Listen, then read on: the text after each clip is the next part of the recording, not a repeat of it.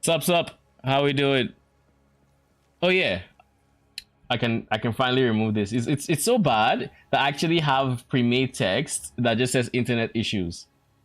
Like it is terrible. How are you guys doing? Um, so after yesterday's, connection issues, I just left it for a bit, but I came back and I farmed some ultimatum. I haven't really gotten any big drops since then, but I have liquidated some of my drops.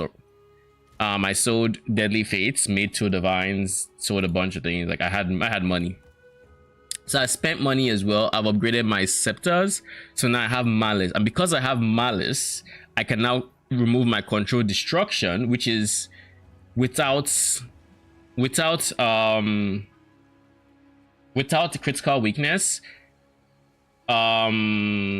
Without critical weakness, my what do you call it, inevitable crit is more or less like a 21% more damage, because I then have a 21% chance to, what am I saying, no, it is 22% chance to crit. So then I go from 0 to 22, so it's like gaining 22% more damage. However, now that I have malice, for every half a second I'm in combat, I am gaining roughly, let's just say, 1% more damage, up to 20% more damage, give or take. So like I can get up to 42% more damage with fully stacked crit weakness. That said, I am not going to put critical, like, Eye of Winter into this build because I don't need more buttons.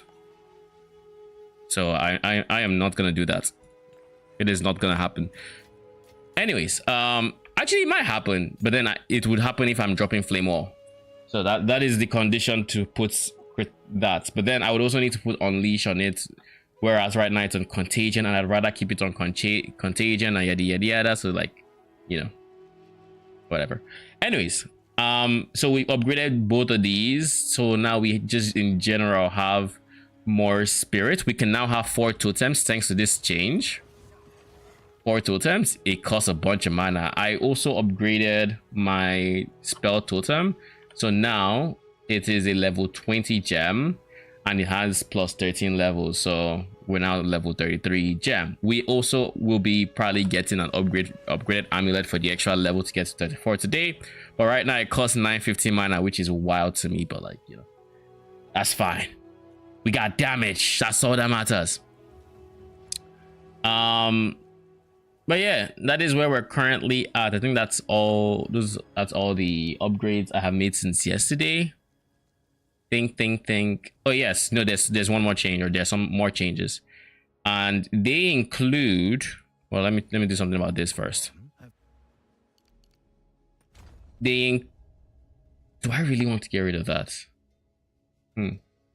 Yeah, I think I do. I want this guy, then I'll maybe take you. If I had one more point, I might have gone Magnitude of Shock. I could also go Pen, to be fair. Means I'm kind of wanting more Pen. Let's do that. So just take a bit more Pen, which would be 4% over here. Anyways, the other change was I replaced 2 jewels. I replaced this guy with this one. Already had weapon swap speed, but I replaced the weapon swap speed and totem placement speed, and I just found one with totem damage.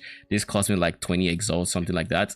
Then I replaced my corrupted blood immunity jewel with weapon swap speed, because the first one had weapon swap speed, but this one has totem placement speed. So now we're able to get 40% totem placement speed, which is why we're able to drop our 4 totems quicker.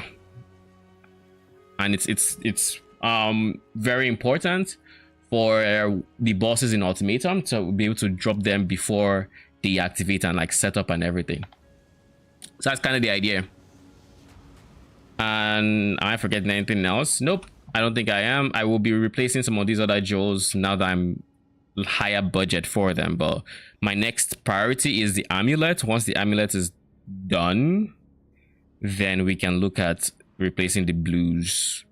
I still want skill effect duration from it, but I think I might want a bit more, and I don't care as much about AoE. Because I'm not entirely sure AoE affects the spread. Let me just see. Okay, it does affect the spread radius. It's 2.3. So maybe I do want to still get some AoE just so Contagion keeps spreading a fair distance. But I don't think it scales too well is the only problem. So we'll see what I decide on that front. But AoE also helps with my curses and stuff like that. So like there's a bunch of advantages to having as much AoE as I do. But we'll see if it is worth it or if we should prioritize like This is not amusing. This is not amusing. I mean, as you can see, my game is going to be loading up because I just opened it, and this is basically how PoE is when you just open it. Your challenge awaits. Oh god. Prove yourself.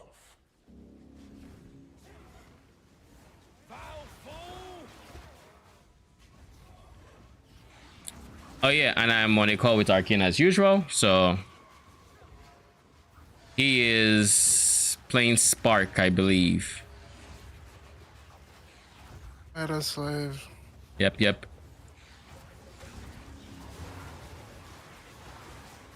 Meanwhile, I'm out here big dicking dark Effigy totems like a real maniac. What was that? Yeah, not that brave. Relax. What do you? I'm not that brave. What was there when I started playing Dark Effigy? Nobody had made a build guide on this. Nah, Just like saying. 10. I did like 10. I know Doth and Miso. But yeah, as of when I started playing this character and leveling up the Gemling, and even when I was, because I leveled up 2 characters for this, well, 3 characters actually. I leveled up 3 characters for this skill. The first was a Pathfinder because I thought poison would help, in that every poison stack would be a different one. Dude, did you know you can move minions to a specific location? You did not? They tell you this on the beach in Act 1. That use this button and you move your minions. So yes. Did you miss it?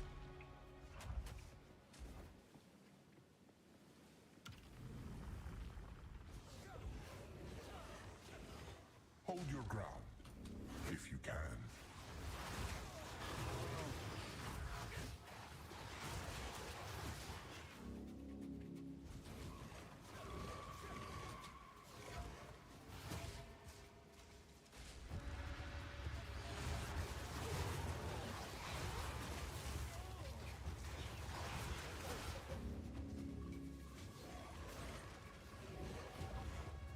Hacks.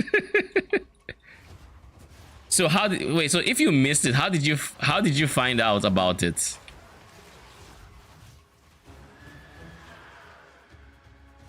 Did you see someone use it?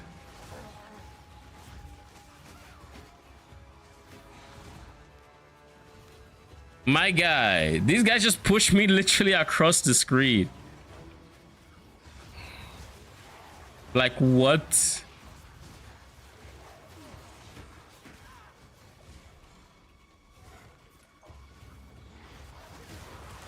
Someone was explaining an exploit to blink over doors.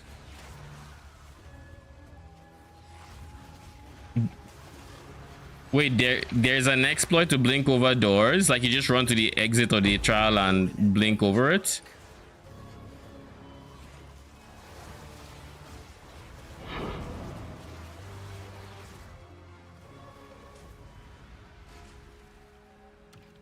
Skip gauntlet, skip second boss. You can skip an entire boss with it? Even though the second boss is fine, like I have no issues with the duo of them on most builds. This is just a warm-up. Let's go cannot be slowed or stunned, I think. Grow unstoppable.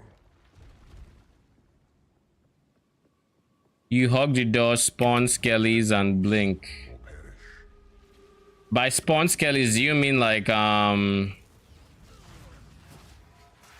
you mean wait for like revive timer? Do you mean Or is there something else you mean? Oh, have them on swap. Hmm.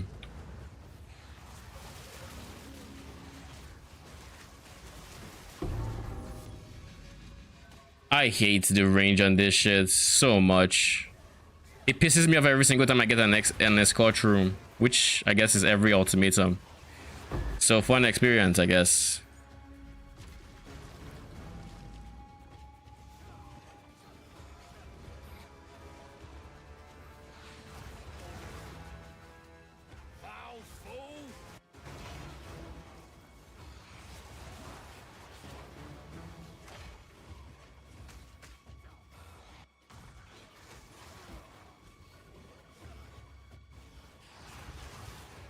Interesting.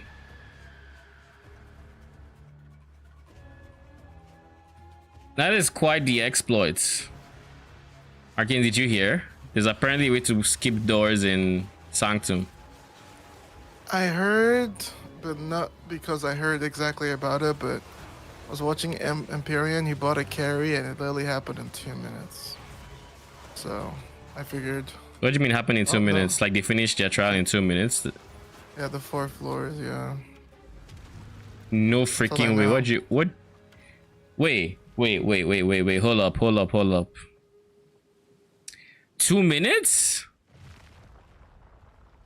Like he bought he bought a car from somebody who said they were on floor 1, or how? Because like Well, if you buy he a went car from 0 to nothing. He went 4 floors. We're only getting started. how do you went 4 floors? Because like the person could have been on 4 floors and invited people, then you know that. I guess maybe I don't know. That's how it works. I don't really know the details, to be really honest. It's the same way I invited you for the 3rd floor, I can invite you for the 4th floor. I can just wait and invite people, then go to 4. Do you think it's that? I'm not sure, to be honest. By the way, I timed my ultimatum today. I'm apparently clearing them in 15 minutes. Oh, really? Yep. So I can clear 4 an hour. Jeez.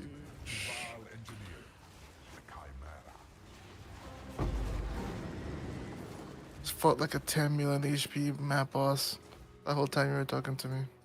Lol. Fighting for my life, fighting him. Doing this track where all boons are free. You stack all boons, it's much faster / easier. Question. Is it like you're stacking reduced merchant prices? Like you get to your 100% reduced merchant prices, or what? What is the strat? Where's the additional choice? No, he said like- free. It's like that. I'm curious. Yep, a merchant got more options. Okay, so basically, yeah, 100% reduced. So that makes it free. That's kind of wild. I guess you get bricked by the 50% increase. But then that means less sacred water is free as well. You get 4x times 10% reduce 50% boon, and then there's a non-unique enchant, so everything gets 0. What do you mean there's a non-unique enchantment? Like you can enchant your trial, what's it called, the relics, or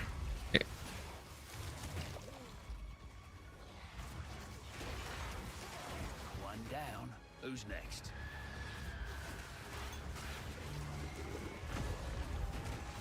Foul fool!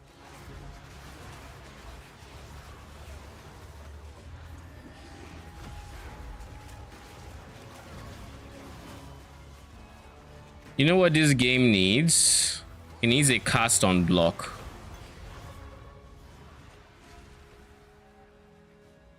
It has cast on block. It does. Yeah. How? Suvalin. It's the implicit. For real? Yeah, I'm not joking. That's okay. Let me see. Let me pull up Svalin. By the way, did you see this post, Arman?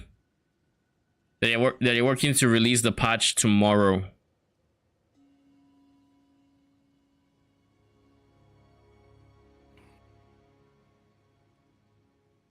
Okay, so we see Svalin and then. Oh, you mean to get the boon that says non-unique gets increase effect? So is it just RNG? Oh shit, he actually has cast on block. I wasn't lying. I was being serious. I mean, we don't know when you're trolling or not. No, it does. That's because I'm like So let me the think. only thing that has it in the game, right? If it has cast on block. Early cook. If it has cast on block, I can easily put in a chaos dot in there, which would trigger the chain, put in essence drain, put in contagion, and then just run till I block. And because it's Valen, then I have like, well, if I can get a perfectly rolled the negative max block, then I have what, 85% block chance, give or take, Early, no. with some investments, that is. And then those skills are just free, and of course I can also have them manually castable for bosses. So mapping would just be drop the totem, get hit. It's kind of awkward though. Like that's kind of cool. I didn't know that. Well, One sec. Fortress boss tier 17.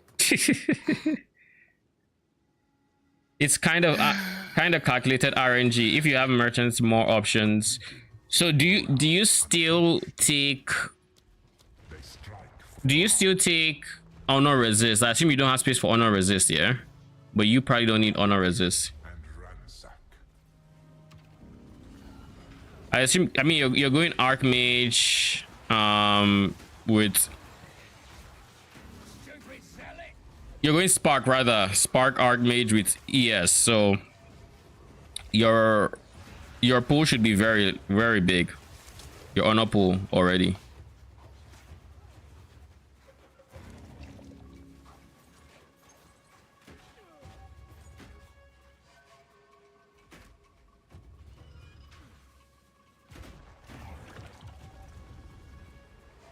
There's one empty relic after getting reduced, so you can get it. Okay, wait, so real quick, that means you have total how many relic spots? Because I know you said 5, right? You have 5. You have 5 relic spots for, give me a second, for reduced merchant prices and presumably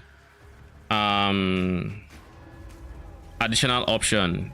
So then the last one is the one you get.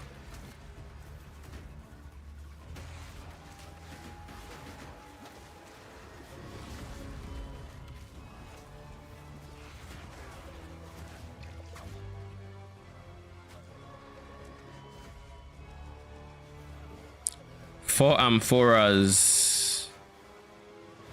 Okay.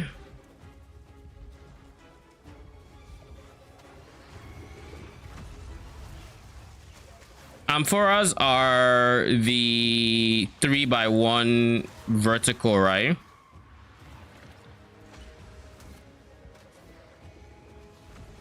Okay. So you have 4 of those, and then you have one you have two 2x1 horizontals, correct? Like you still have space for that.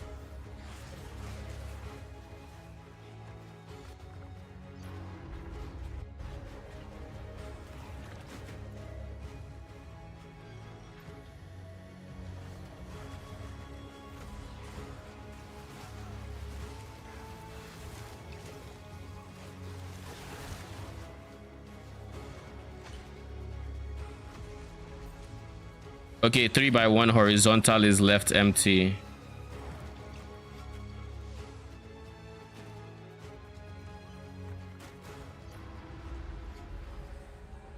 seal or the longer Is it one? empty? All right. So you cap. That means you cap it with four verticals, and then you have a horizontal empty. So then you can use the horizontal for 30 something percent honor res. So you still have some honor res, but you're not honor res capped. Half completed or half an unfinished. Chaos corrodes all.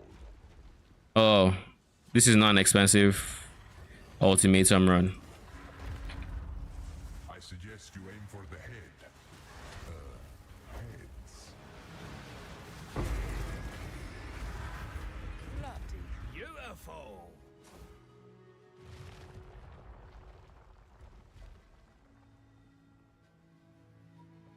I only get MS. When you get boons, you're unkillable. True display of might. True, you do have the So ones you where probably can't go with these strategies and also get honor res, right? yeah. A lot of these strategies just I feel like honor res just has to fall off because the game is they assume that you're able to tank so much more or just nuke. Slay them all. Yeah, cause like in the case of Arman, I'm pretty sure they are playing Spark and they're off screening. Easy. I'm a Spark Enjoyer. Yeah, Arman's a Spark enjoyer. ES Spark enjoyer, so you know the works.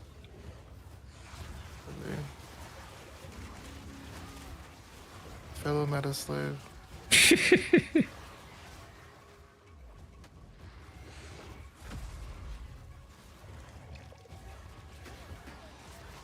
I run through traps.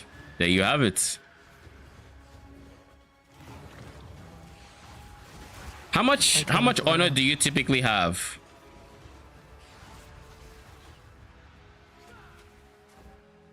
Not yet.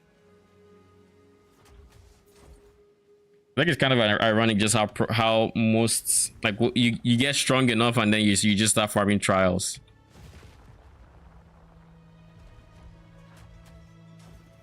I can practically see your ego swelling.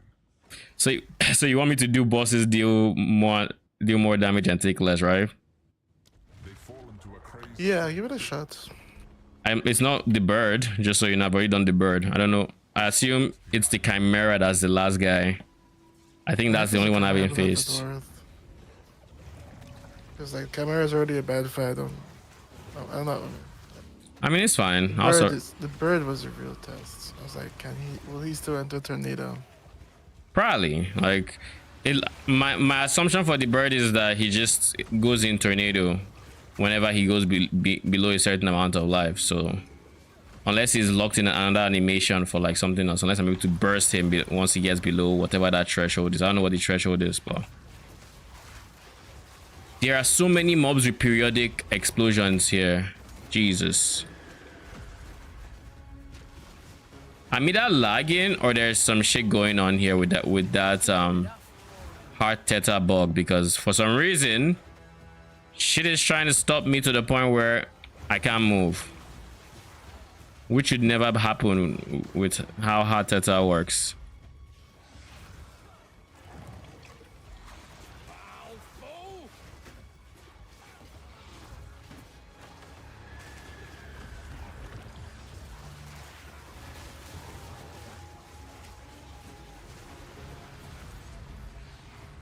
Please just freaking stay up. Oh my god. Dude, I hate the escort so freaking much.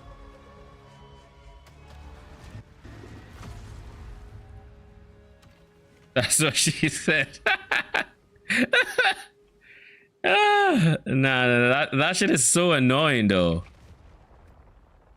Shield charge is bugged out.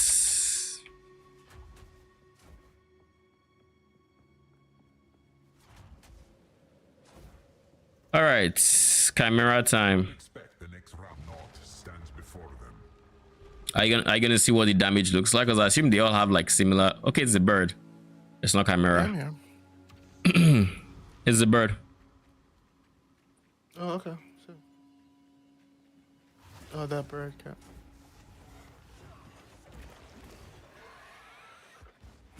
This one hungers.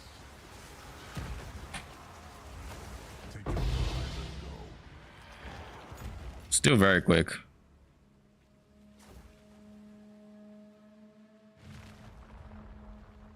It is still very quick. So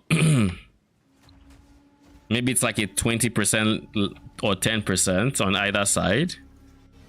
I'm curious how long the fight takes for Armin to kill the final boss. For Oh, you, Sanctum. Armin, how long does it take you to kill Sanctum final boss on your spark? Jeez. 4 seconds. Jeez. Mm-hmm. Wait, this How much is damage? life mana int lightning resist. This would have been so good if it wasn't an armor base. It just had to be an armor base. Oh, that it's with boons. 40% more damage, monster less HP. It's still a lot of base damage to have, but you also have those extra multipliers applying to it. That So- sounds fun. Chasing merchants, I always wanted to do it in PoE1. Because it's like an actual strategy in PoE1 for trying to get a mirror drop. You just wait, mirror merchant can have a mirror? No, but you basically just get to see all the rims. So if you do have one, you have no chance of missing it. Look at this. There's just- Look at this jewel. And you get all the bands, right? I think Cute Dog did something similar. Look at that jewel.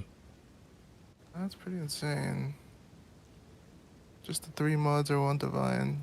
I don't know if the pan cold is good, but everything else is good.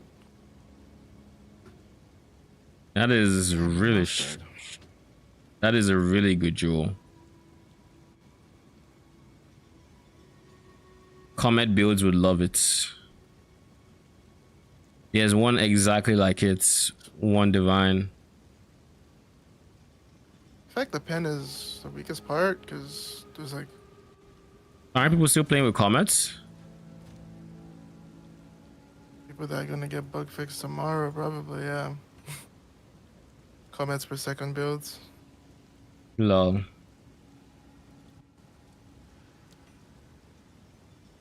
Well, let's hope they buy today. I wish I could just say, Armor, can I get your POB? But not even time yet, Saj. Mm-hmm. There is no POB, sadly. But I know Arman is using... You're using Widow Hill, right? Was it the Wither Hill Lightning Conduit Spark? God, should I reroll? Surely, right? Yeah, Arman is using Widow Hill. I don't know about Lightning Conduits. But it says the build is easy to make. If you want. But it's a mana stacker Gemling. So, you know. You have to roll a Gemling. The challenger A Mana Stacker Gemling that's going Spark? I mean, I haven't heard of a Mana Stacker Spark Gemling. That's interesting. Why not? You, Why win me you, over? I can level with the whole eye and stuff. you can get a whole, like, I mean, you can get a shit ton of, what do you call it? Of mana. You can get like 6k plus mana easily. I would have more mana now if I didn't have to deal with spirits. Are you enjoying this, mortal? Slay them amongst the flames. Same. Are you enjoying this, mortal? Are you ready, challenger?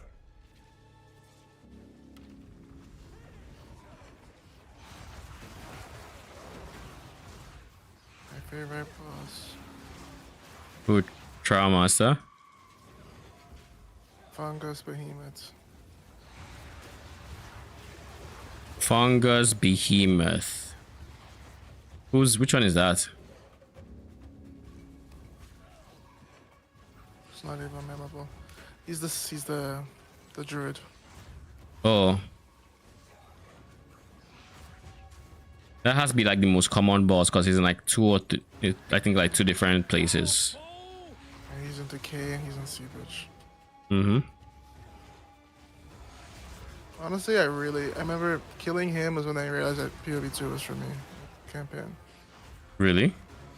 For me, I think my first memorable boss fight in campaign was probably, I want to say Driven as Senior, because I actually liked the fights, but they weren't hard. They're just kind of nice. I didn't know the max roll for rarity on helmets was 50. Is this max roll? I can't even tell, but I'm assuming this is max roll.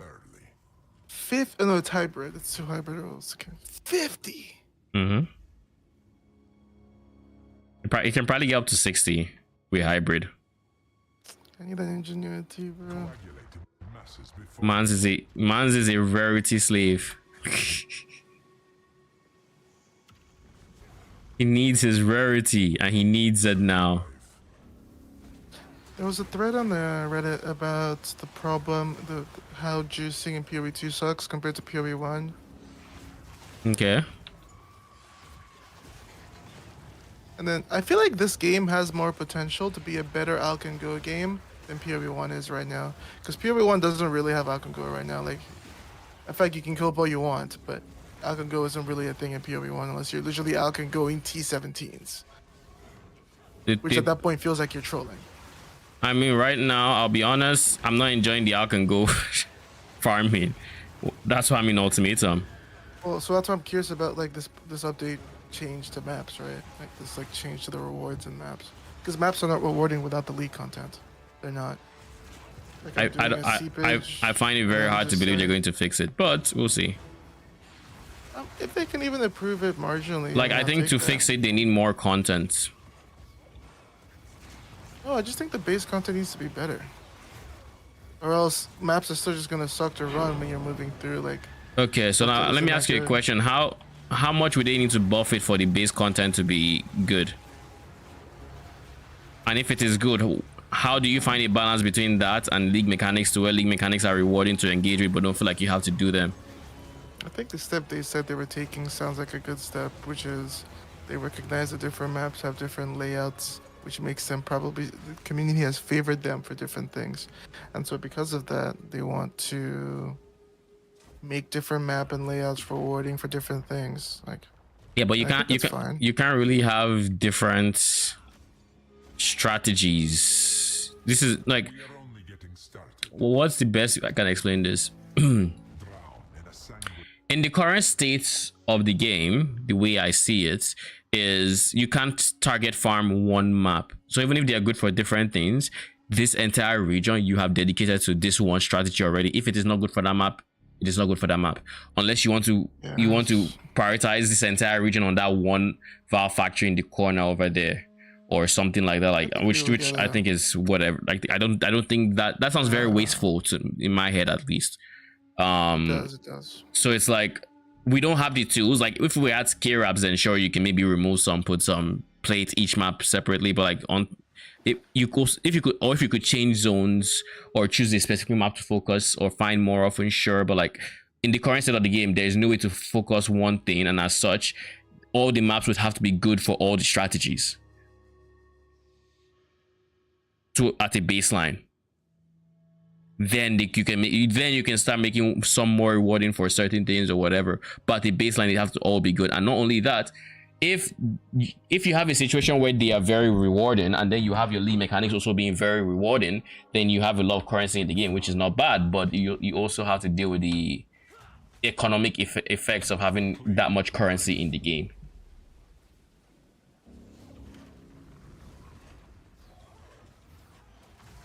And again, and then the flip side is, if you want to maintain the amount of currency in the game, that means you have to nerf mechanics to where they're not as rewarding, which means now there's no point in running the mechanics that you might like or not. Why do you think things have to be nerfed? A rewarding map is what? Like, what makes a map rewarding? Good loot dropping. And that's not just currency. It's like... I didn't say anything has to be nerfed. When did I say anything has to be nerfed? You just said like league mechanics would have to be nerfed for things. I didn't say they would have to be nerfed. I said that if they are both strong, this is what happens. And on the flip side, if they are strong and they nerf league mechanics, then this is the case. I didn't say they have to be nerfed. Curious about the people who talk about the golden age of Alcan Go and PoE 1 and how rewarding were maps really to Alcan Go. I think people just like being able to not think and log in and kill. But the problem in PoE1 for a lot of PoE2 for a lot of people is they get to log in and kill, but they don't get to not think because when they die, they have to redo the whole thing.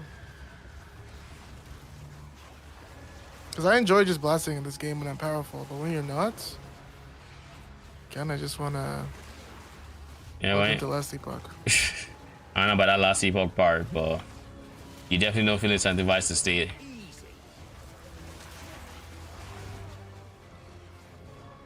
I don't know if they will stay strong on the 6 portal, the no 1 portal thing. I don't know. We'll see. I mean, I kind of like the idea of the 1 portal thing, and I also don't like it. It's a half and half, and I think if I had to choose, I would go with Starting at 3 is crazy. non 1 portals. I think 2 portals should be a fair middle ground. 3 portals is also fair. I'm saying 2 portals because, I mean, your mind automatically goes to 3 because you're used to PoE 1, and then the middle ground is 3. But the reality is, if you had a second portal at least, then the random bullshit death from things not rendering, at least those are mitigated by the 1 portal, and then you can go in and still loot your stuff or whatever else. But then you have to be very careful. Have in Ancestral? How many do they How many have? respawns do you have? Because that feels good. I think 4. Because I remember first time I did it, the system, and I did Sacreds, I was like kind of scared because like, oh my god, I only have so many times I can die. But then you build a good build, and like if you die once, like, you know, it's not the end of the world. I like the idea of 4. Yeah, I'm only saying 4 because it worked for them. I don't know what PoE needs to work. But A my true reference display point. of might. yeah. But I definitely hate. I don't love this one, and I hate Last Epoch for it. When I die in a map in Last Epoch, I actually want to close the game. First I don't always feel Sanctum. that way in PoE. Yeah, I mean, I think currently the price of death is too expensive for new players, and not saying the game should be balanced around new players or anything, but like, it's rough. That's what I'm going to say. And even experienced players will still have to deal with on getting 1 shot and stuff like that by things that are just not fair. Because like, no matter how you want to put it, even in PoE1, some things don't get rendered. Like, it's not something you can say, oh, it would be fixed and it'd be perfect by X amount of time. Like, no, we're gonna get new effects, we're going to do this, go do that, and it's going to still be a thing that happens once in a while.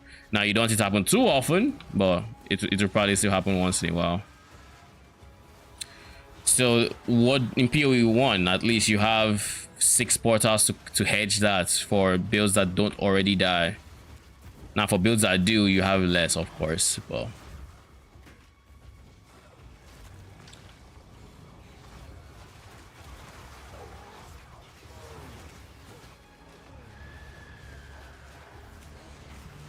first Sanctum run of the day, 4 Sanctums more, 0 profits, or 8 divine profits.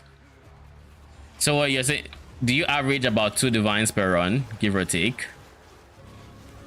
I'm assuming you dropped a good grand spectrum.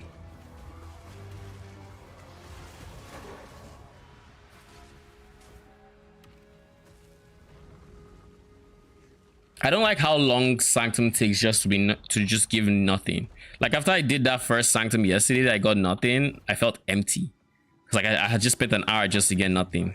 Whereas with Ultimatum, I think the top end is probably a lot more capped than Sanctum.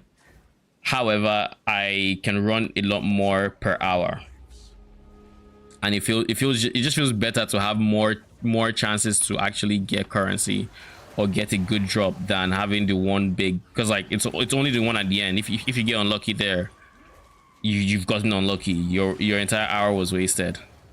And that is for me that clears an hour. If you clear in like 20 minutes, like some people do, it's like, okay, then you know it's less of an issue. It's also not my build strength to do Sanctum. It doesn't want to be mobile. It likes this: stand in circle, kill stuff, move to next circle, kill more stuff.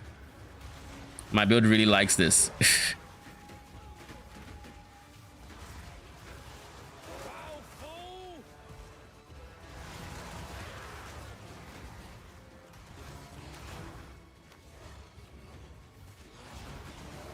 Mana cost is definitely something I might have to eventually balance, because right now sometimes I let my mana get to levels that I probably shouldn't in the name of summoning totems, because if I summon 4, I'm at 40% life at that point.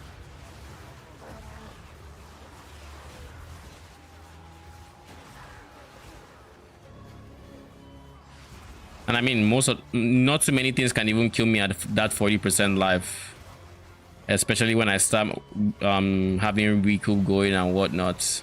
But still, dropped a 2% spectrum and a good unique and a raw divine. Ooh, big money.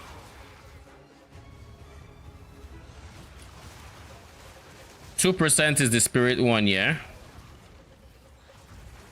So that's like what, 6 divines. 5 divines, give or take. I don't remember. I don't know what it costs right now.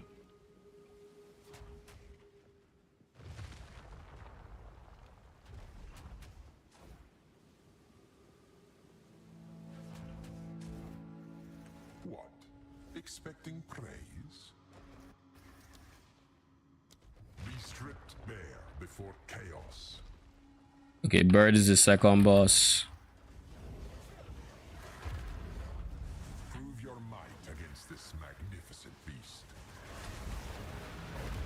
You're dead. Yeah, like I no longer struggle trying to get the one shots. Like I'm going to set up, then he's probably going to do one mechanic, and the moment he lands from the mechanic, because he always lands, he dies. Now if I start off very strong, that is when it gets dicey, because that is when he can just go straight into the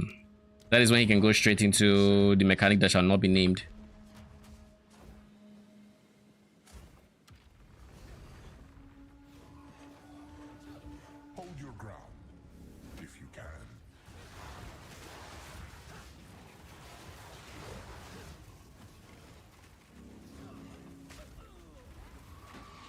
Stupid zealots.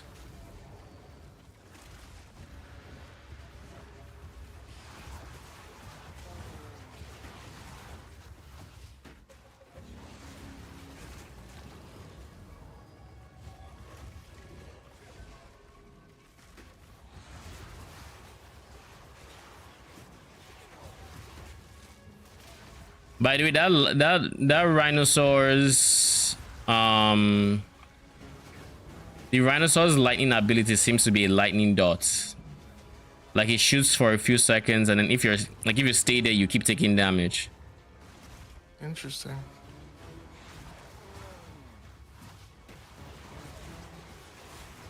Another notch on me helmet.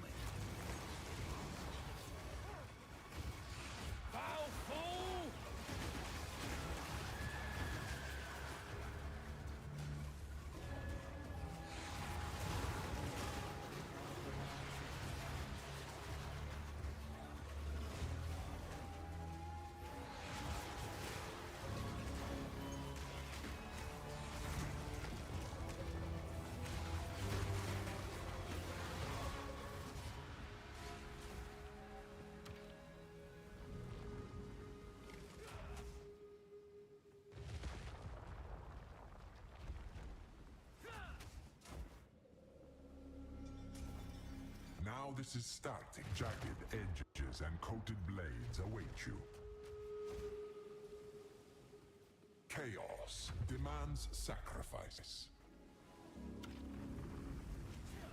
Hopefully tomorrow they fix ultimatum, like a bunch of ultimatum rooms, or they adjust them, especially when it comes to the survival room.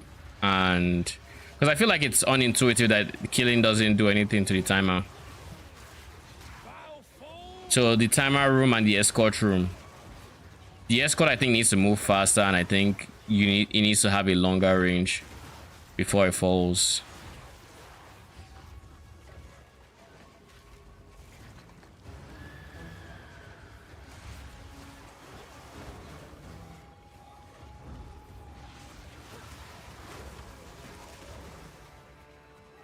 That big stutter. If it killed me, I'd have been upset.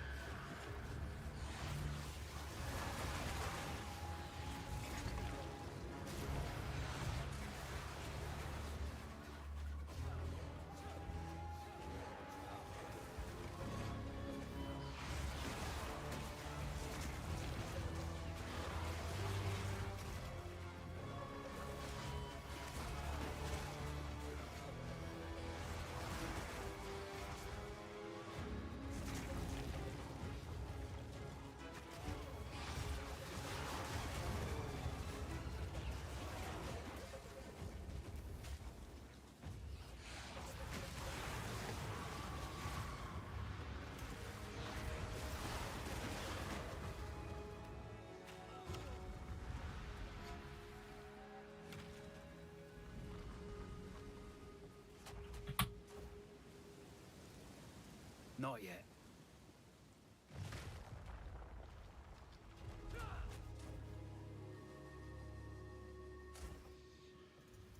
Took you long enough. I'm never sure who I haven't faced yet. Stoppable.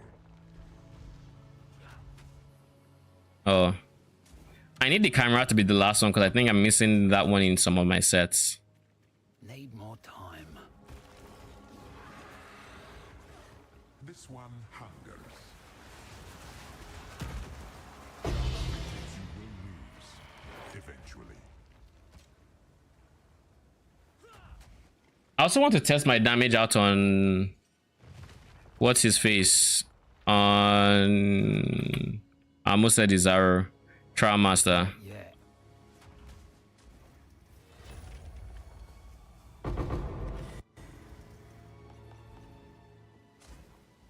Surely you drop rarity for me soon. Surely.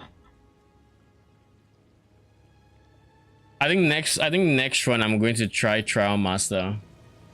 But I also kind of want to get an amulet upgrade first. Why did I pick you up? Oh shit, 5 to level of all projectile skills. I knew that was the reason I picked you up. But I don't think I'll use you. The level requirement for this is high and I would want a level 7 by this level required. So all these stats that are increasing your or inflating your level required, I do not care about or need. So oh well.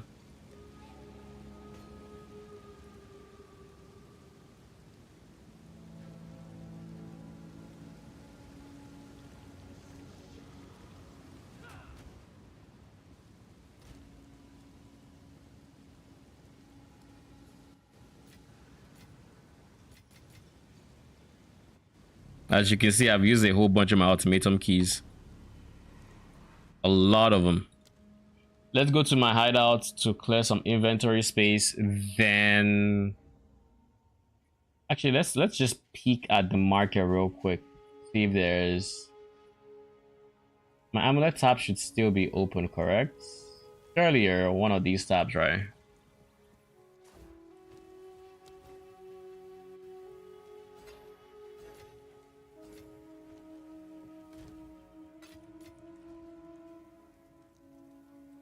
Okay, let's see.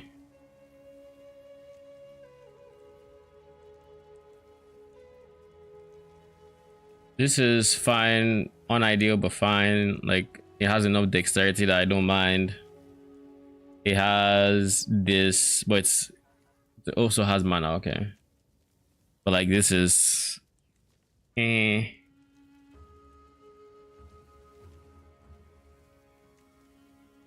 I don't know, I feel I'm done with PoE 2. Setting up towers is too boring. Had enough from Sanctum/Ulti, feels empty. I personally am staying away from the end game / maps because of the same feeling you're talking about. I don't feel like I want to do anything. I'm tired of just going from map to map. I don't know. I don't have a general point. I could go Citadel hunting, but like, I don't feel like I get enough from Expedition.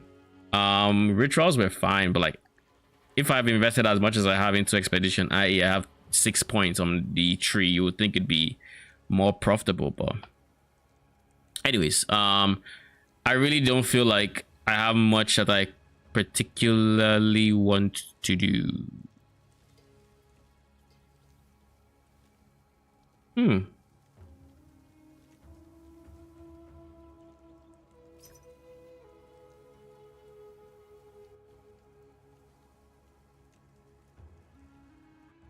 Oh wait, it doesn't have recoup.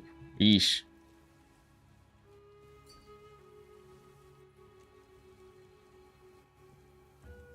If I skip on recoup,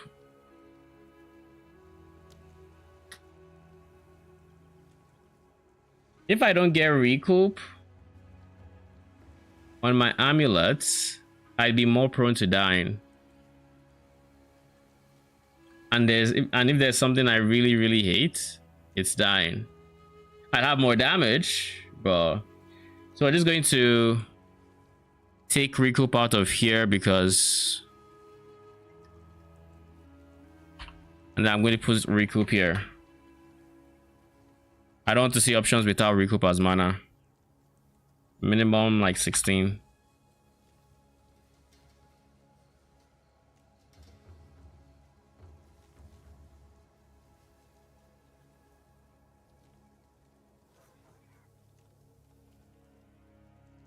This is fine.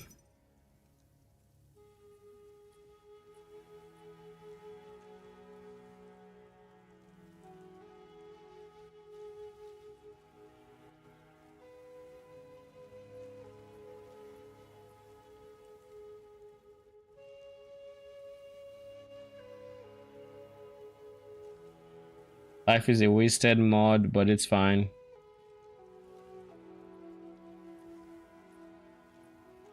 Come on, tell me you're selling.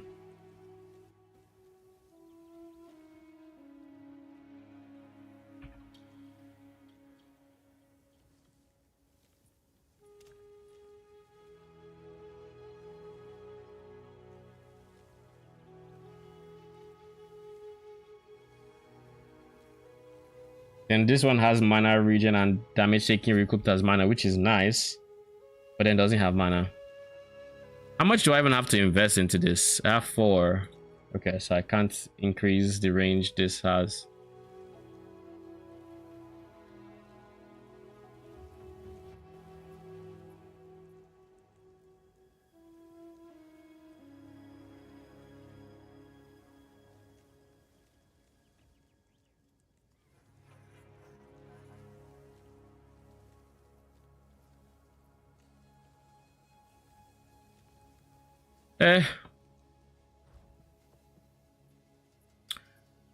It's fine. I have 40 D sitting in stash and I'm like, invest for what? I might try to use my items of Storm River, see if it works out. I think personally when I want to, if trying to play this game, the way it works for me or the way I can get it to work is I would essentially have to keep making new builds, and by altering my playstyle, I can keep that spark for a bit longer. Pun kind of intended. What up, Scissorsley? How you doing? Welcome, welcome. Skipping ingenuity for that is crazy. Ingenuity for what? Amulets? I'm not in a rush to get ingenuity, I think. Pretty sure like I'm not in that big of a rush, because I'm not even sure how I fix my defenses when I go for ingenuity, but I just have to assume the mana regen from both rings would then carry my recoup. So instead of having recoup going to like 600 whatever at my current mana, I just have more.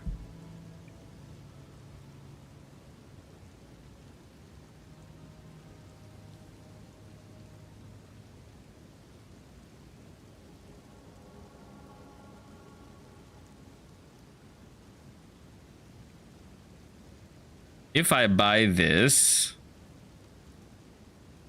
screw it, we'll do it.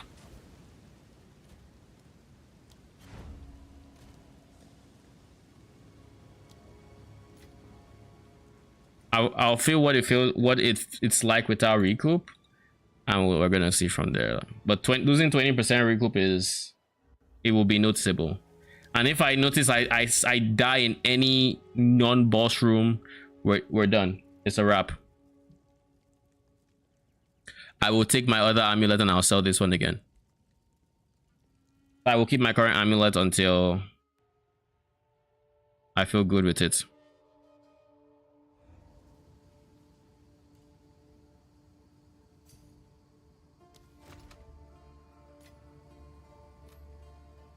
Try and cast speed, level, spirit, mana, sure. Guys, 3 divine blow. Thank you. All right. Now let's see.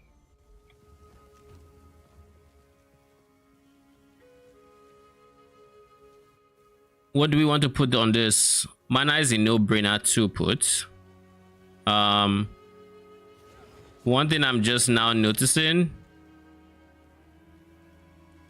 2 spirits. That means I can get 44 spirits. Okay, that means I just have to divine this Sag. And it didn't freaking move.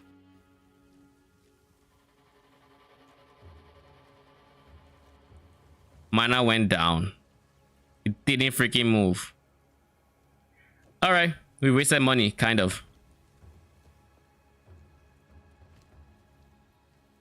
I need that spirit higher, even just 1 point higher. So I have to divine this again, and I don't know if it's worth 5 divines. Sag. That sucks. Yep. Yes, it does. All the spirit needed to do was move. Because, like, without that point, this is what's going to happen. Without that, I'm 399. I guess what I could also just do, if I really wanted to, was that put that on Malice, I guess.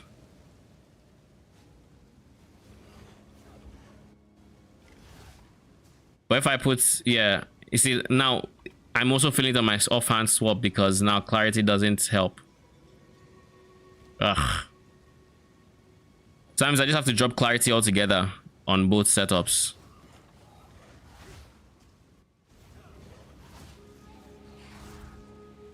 Yeah, I just have to. All right. Why do you need 400? I need 400 because I reserve 100 spirit for every totem. So if I can't get literally exactly 400, I can't have 4 totems. So both setups need to have at least 400 so that I can then cast my totems. Because if I have enough on my main hand and I swap, I'm going to lose a totem. So I need to have 400 available at either side of this. Hello.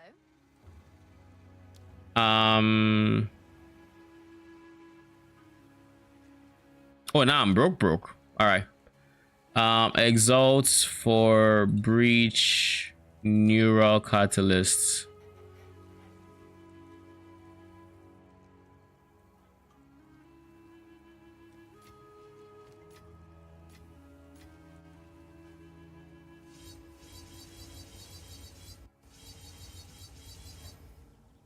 I have to divine this again.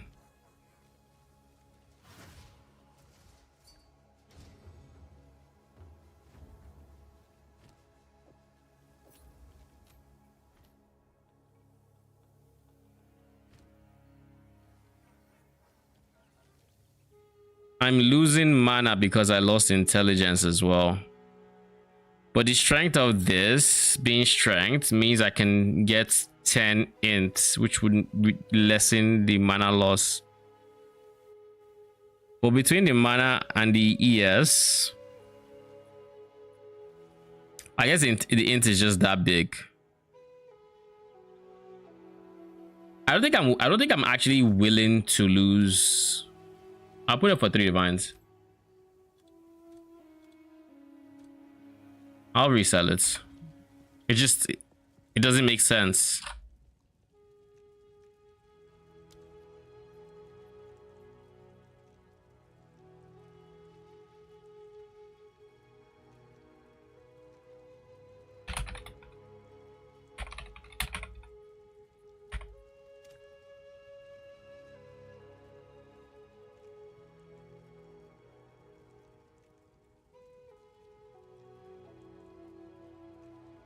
This would have felt so much better.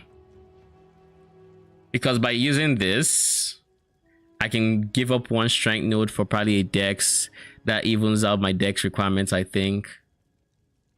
I still have the recoup. Actually even get more recoup. I don't have int though. Like int is the only thing that the amulets are missing. So maybe, just maybe, the play, I think the play is just hold out until I have more currency.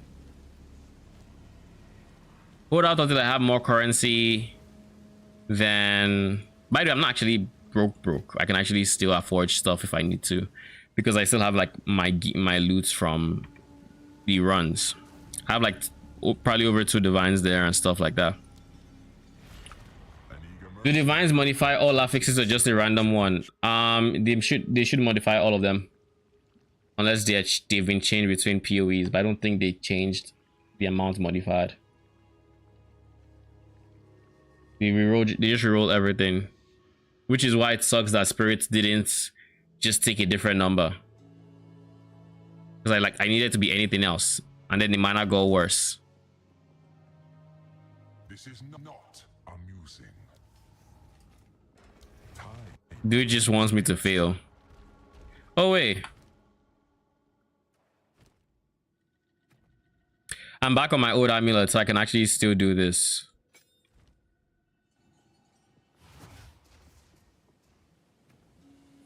I'll put Archmage on here because I do spend more time there. Challenger, prove yourself. Oh no, I can't. I can't afford it. I can't afford it on this swap.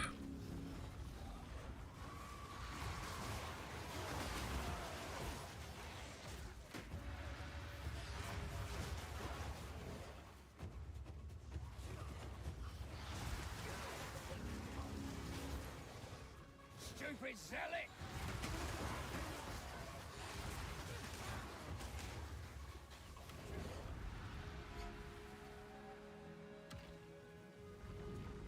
I'm getting kind of hungry. Probably should snack on something.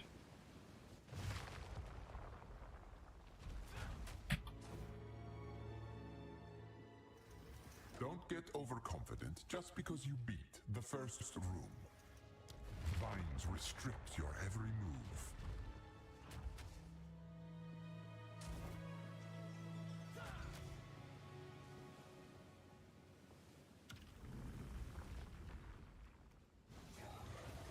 Live.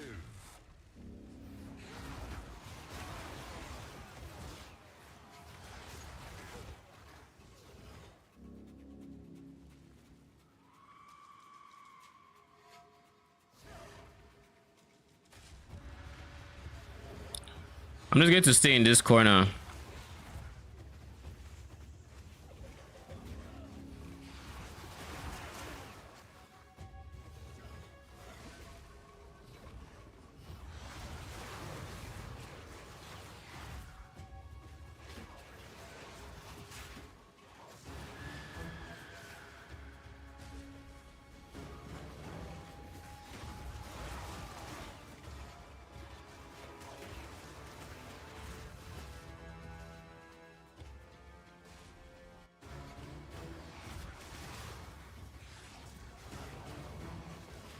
Maybe next time, avoid that one. I don't know what killed me.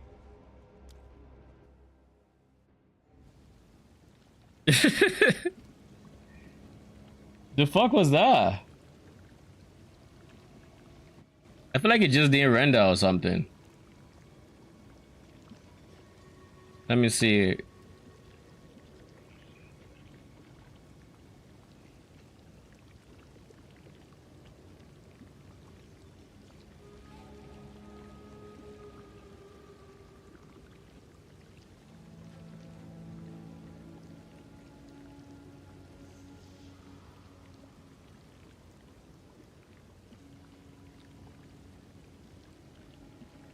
Okay. I still don't know what it is, but I want to say, or I want to believe that grasping vines were actually doing damage to me. Do we know what type of damage grasping vines? I don't think I can find it anyway. Grasping vine.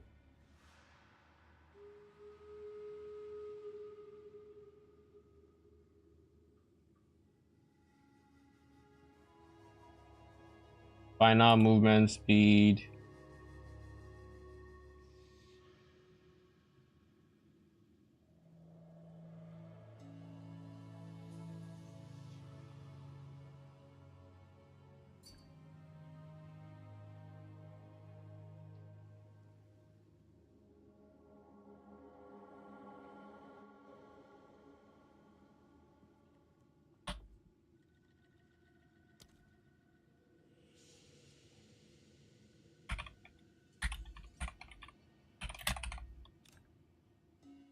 I don't know what you're asking for, my G.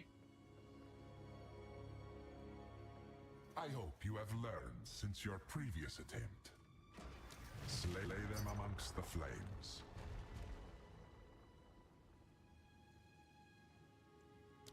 $3D.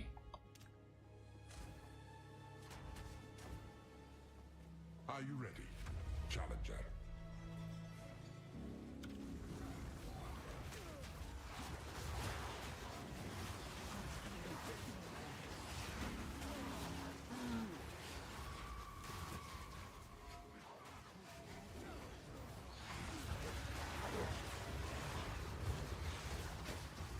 Stupid zealot!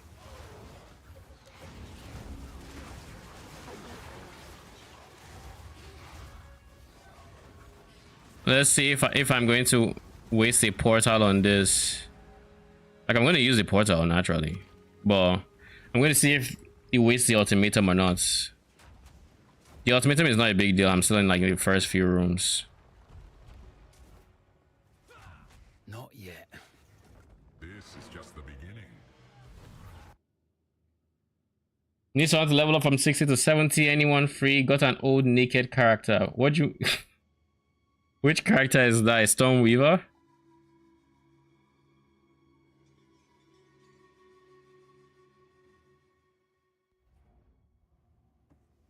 You wanna try? Why do you wanna try Spark on the Stormweaver?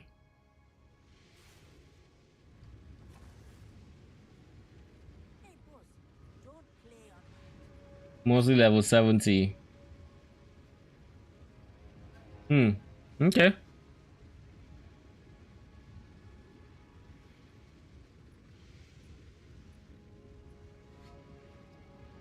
I would offer, but ultimatum is kind of very rippy, and I don't think mods that help the average. This person better not be trying to trade with me. Like, I'm still loading. Okay, you want to give it a try? I mean, it makes sense. Is the Stormweaver fully ascended?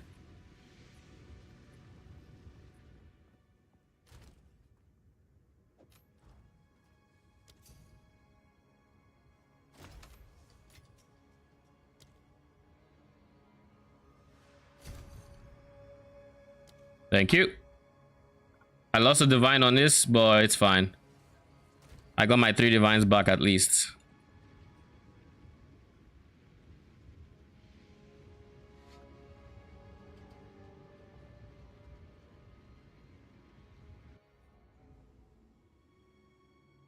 I can still ascend it after level 70.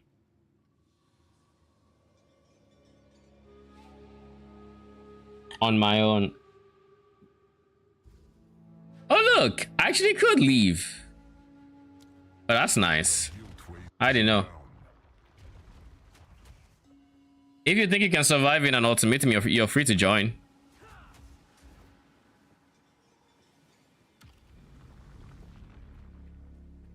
Don't die.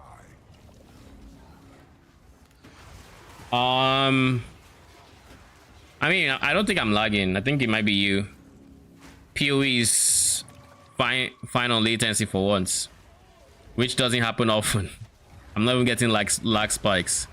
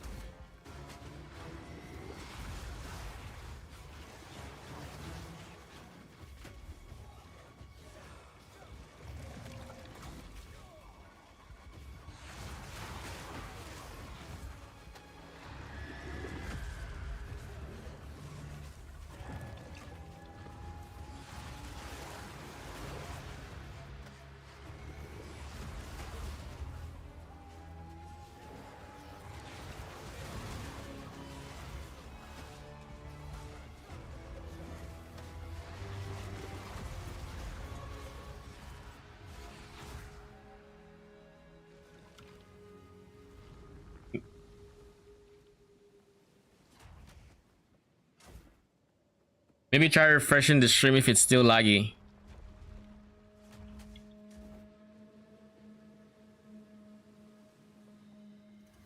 This is just a warm-up. I'll go the beams. Blood. I don't like ruin because it stops me from kind of AFK in survival rooms. It's still lagging? Oh, it might be you then.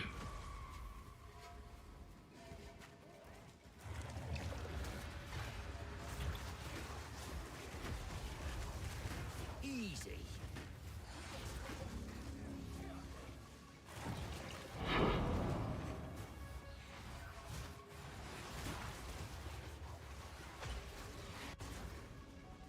Not yet.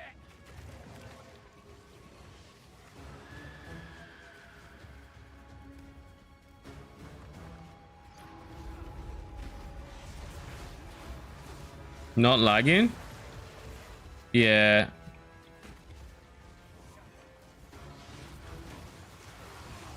My connection is fine. Thankfully. Doesn't happen often.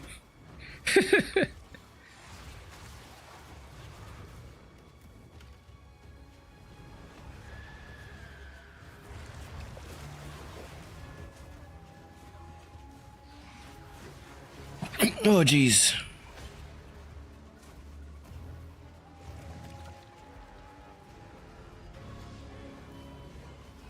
Wow, fool.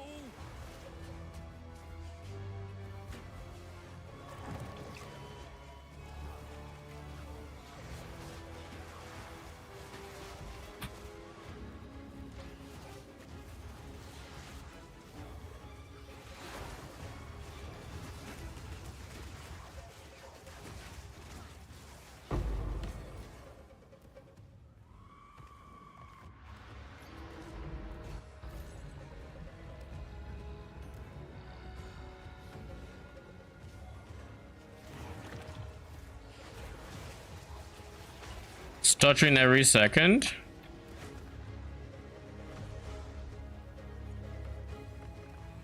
Yeah, that's weird. Patch notes are not out yet. They are, we don't know when they are going to come out, but the patch, according to a tweet, should be coming out tomorrow. A tweet from GGG, that is. Need a sec. So at least we know we are getting the patch soon. They strike with dark intent. So we have the Chimera now.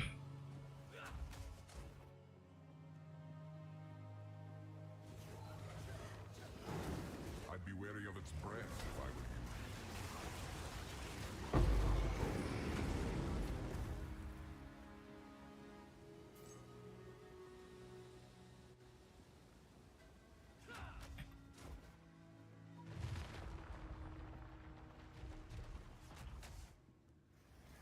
Understandable if you're a little tired, but the trial yet continues. Surely I take this one and I don't cry over it, right? Adversaries plagued with Surely. curdling fever. Good luck. Slay every. I was AFK and people actually hit me up for the Hoa gloves, Sag. Did you message them? Still need Hoa gloves. On me helmet. Please, I'm really broke. Did you say bloke? I'm broke. Stupid Sally.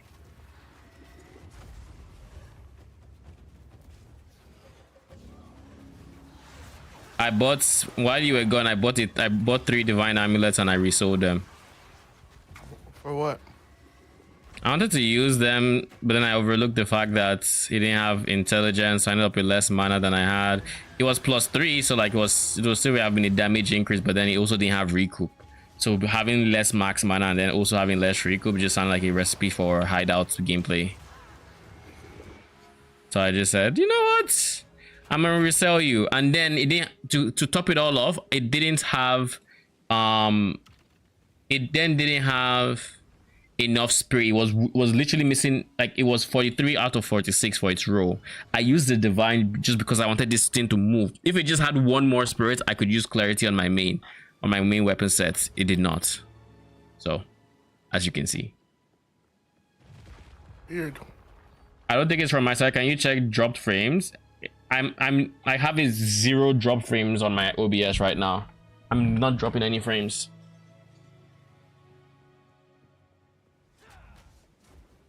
There's nothing here indicating I'm lagging. Even PoE that is very sensitive to my internet is chilling. And when I mean PoE is very sensitive, it is fucking sensitive.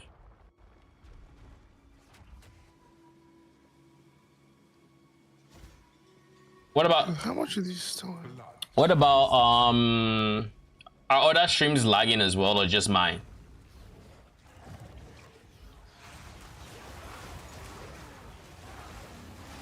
You're not lagging for me.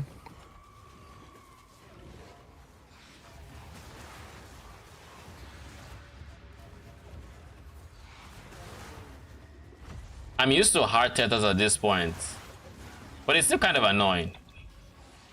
Like, I'm used to it, but every single time it spawns on me and I have to leave the range, I'm like, there's just a tiny part of me that kind of dies. Oh yeah, I also wanted to check out the Diablo. They released some information about their season. I still haven't seen the teaser, by the way. So I should watch it. I should find the teaser, then I should read what they have to say in, I think it was a patch notes. So I think after this ultimatum run, we're going to try it. Just mine? Do you want to try YouTube, see if it's better there? Because I do also stream on YouTube. So see if it's lagging for you there. If it is, then something weird is happening.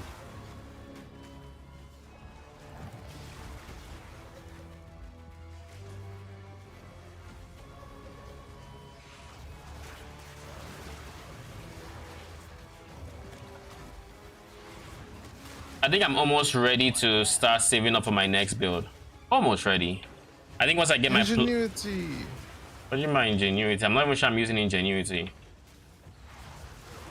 Like, basically, if I'm going to use ingenuity, I need rings that are going to actually carry my mana regen.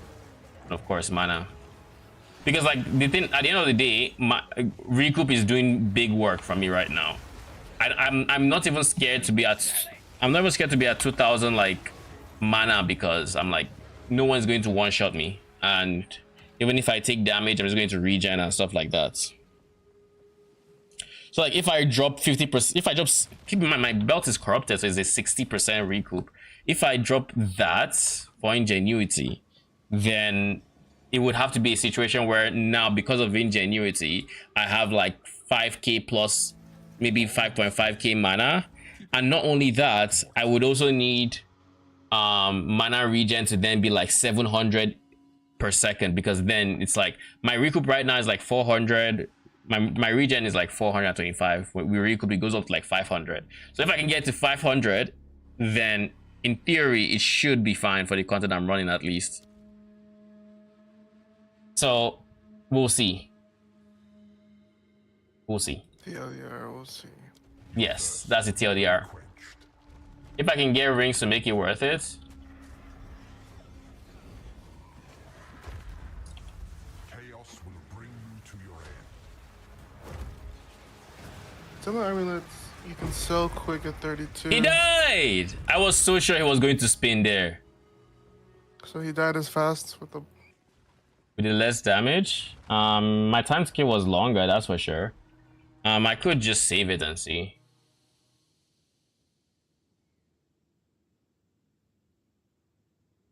I could save it.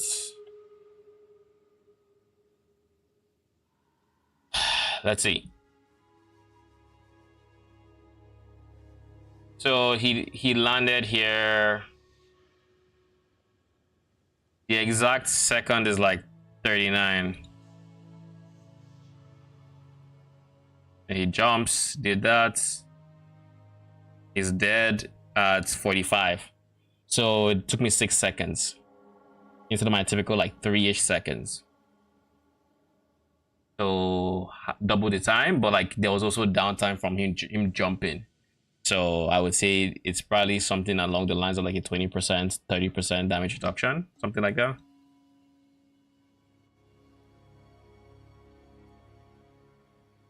Makes sense. If I had to just guesstimate, that is.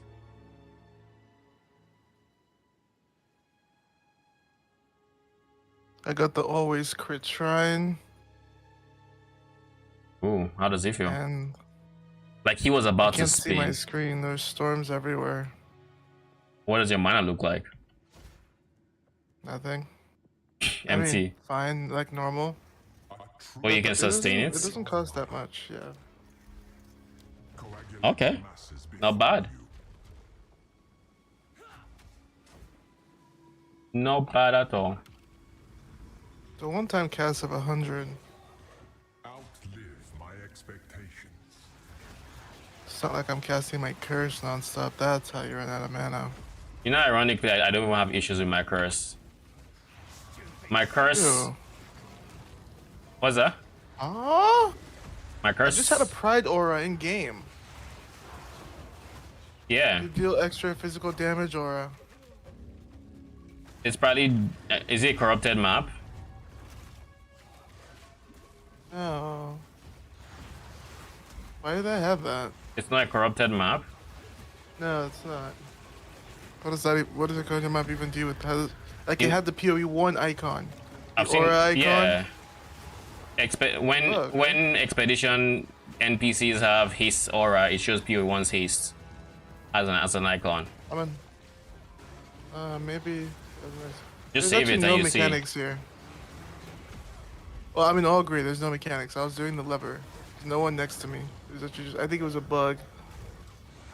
Cause like why I say corrupted is if it's corrupted, maybe you got screamed on by demon harpy or something, and maybe it was it was just a debuff, and we're taking more physical damage and yada yada yada. No.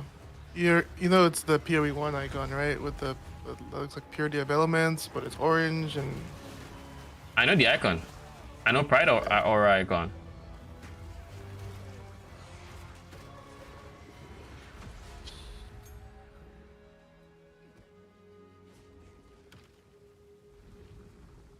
Why can't I carry my own self with second card? I mean, if you had two separate accounts, you technically can.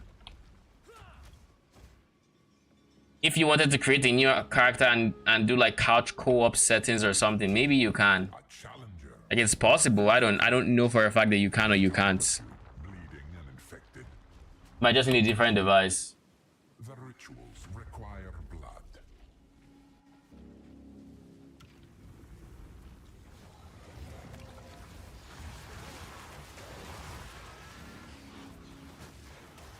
right.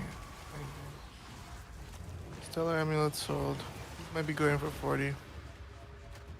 That's white, right? Yeah. I sold it for 35, but I'm tired of like.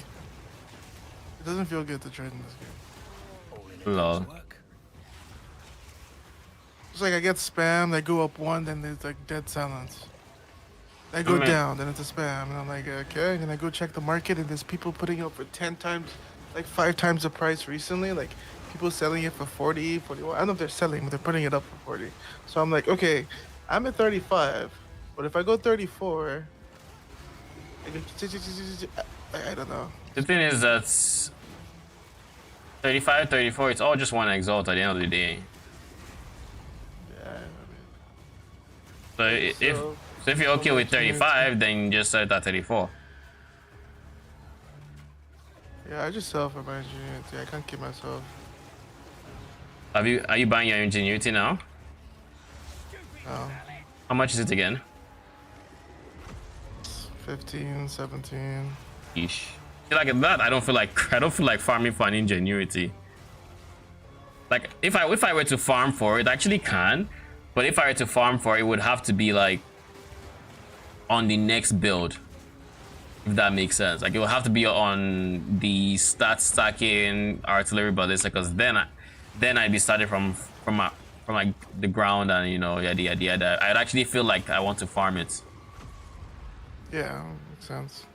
But like if I start now, it's just one way ticket to burnout. I mean, I'm just like on the way there, right? I've been doing other things, just having fun. Yeah. I'm kind of frustrated that I haven't seen the Citadel still, even while I'm pushing today, but it's all good. I genuinely Did actually you think start pushing? my character is bugged Expect the next round today, yeah. easy. I feel like you probably aren't. Sea of vines. Yeah, you said that. Let's see when the update happens. Yeah, you just see. It'll look like Batman lives in your map, in your atlas. Just shiny lights everywhere. A bird will do anything to feed its young. I know what all of them look like. I've seen all the pictures. I check everywhere. There's nothing there. So quality on the staff or a wand? Just quality's the weapon. I mean, I thought we were over Skill. this. The skill. Wait, quality is a skill. Yeah. Interesting. So sigil of power gets more AoE with quality. Okay. And then obviously the plus 4 levels, if plus levels on it also increases if it has the same tags. So like Sigil of Power at 21 actually gets an extra 1% more damage when you're in the thing. That's kind of Or nice. damage. Yeah. Nothing good there. Surely I just send an ultimatum fight, right? Let's do it. Let's kill the Trial Master, see how fast I kill him.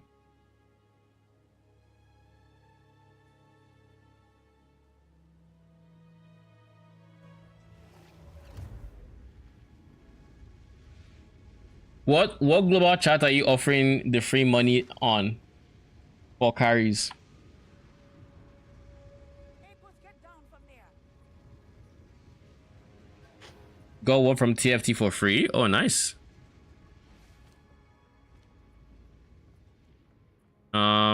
Let's deal with this. Then you, I believe, are the person. Yeah, you're the person. Bye-bye. Then we have this. Minions deal increased damage. So let's see if this ends up being anything decent. Crits, it's already looking like a bust. Max ES promising. Skill effect duration crits. Meh, it's a bust. Bottom row ES. Bottom row crits.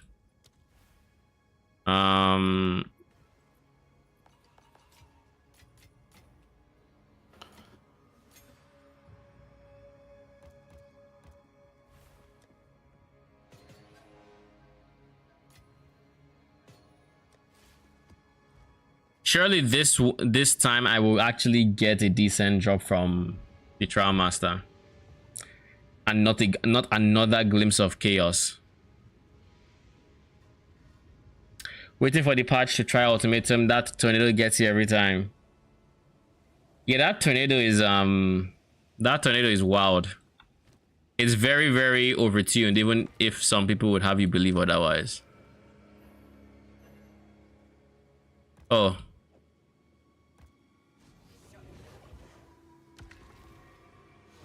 I can't wait to crush your ambitions with my own hands.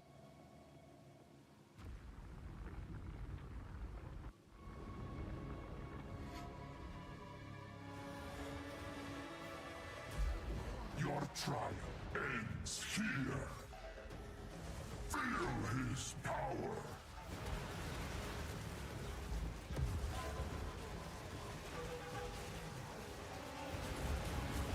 Entropy. He's already half health.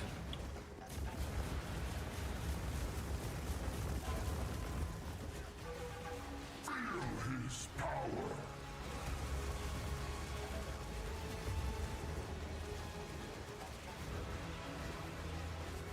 Chaos, aid me. He's dead. Service is finally over. We got damage.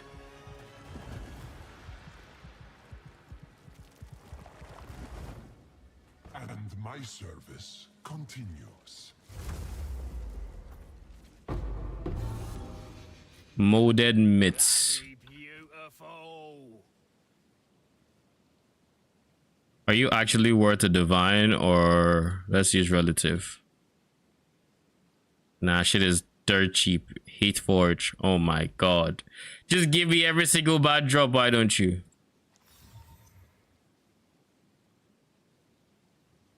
Gain 1 random charge on reaching max rage. Lose all rage on reaching max rage. Why would anyone use this? Is there really any way to gain so much rage that is useful? What's that? Time to kill, how you doing? How's my day going? My day's going pretty good. Tragic. How's yours? Just farming some ultimatum. Trying to get some good drops. Haven't gotten anything so far, but we are still making some profits without, you know, doing that trial master fight. What is that search tab? It is called Sidekick. It is I use Sidekick. There are other applications you can use, but you can use it to just check prices of stuff. You choose the modifiers you want to see and the roles you want them to have, and it kind of gives you a ballpark for how much it should be worth. Like my alpha's house should be. That looks cool. Yeah, it's very useful for pricing stuff. Why are you here, my guy? There. So like I just do this. I want it to say 70. How expensive is that? 150x yada yada. If I think this is important, I put that as well. It's like 2 divines. Yes, Sidekick. I feel like there should be a link. Let me see if I can find the link real quick from the application. Settings. No, doesn't say anything. But yes, because it's just Sidekick.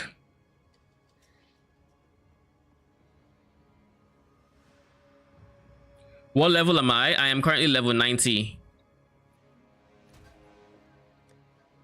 boss, stop fooling around.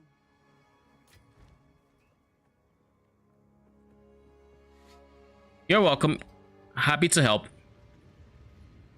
Another option people are having going for is Exile Exchange, I think is the name. So use the one that has the UI you're more used to, and you know, go for that. I know with Exile Exchange, it's kind of like if you use Awaken Trade on PoE1, it's kind of like that. But when I tried it, it wasn't the greatest when I tried it. I hear it's improved.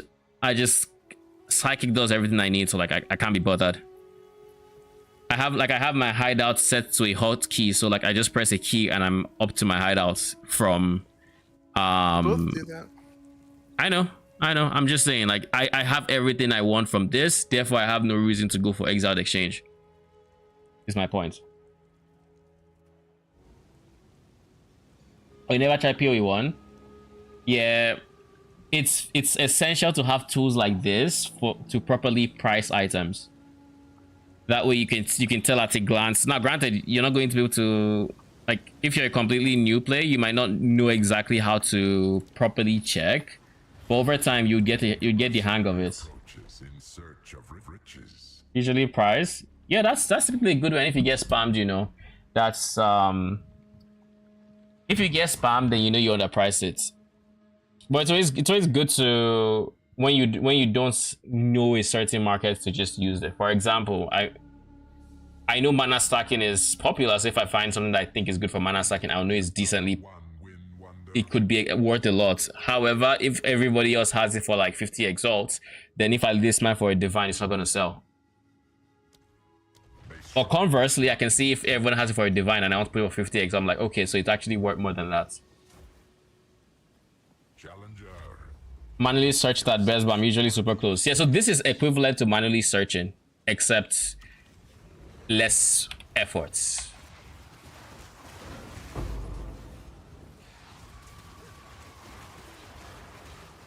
A lot less effort. Nice.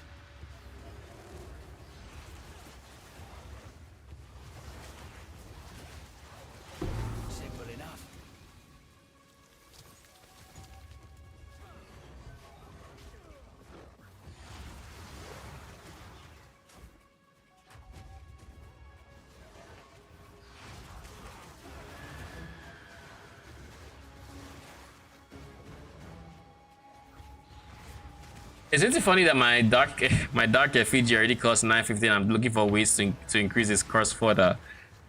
Like I'm like I really want that extra level I can get from my amulets. Where is the exit? Should be here, right?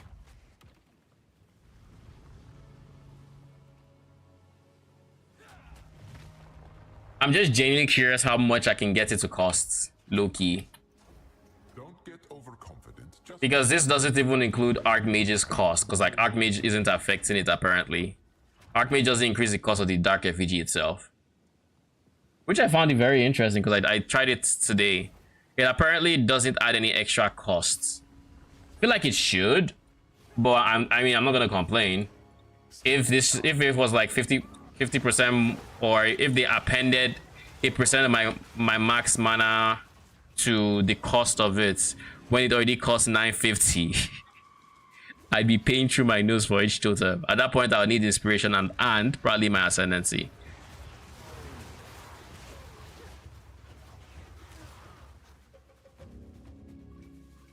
Makes it easier 100%. Yep.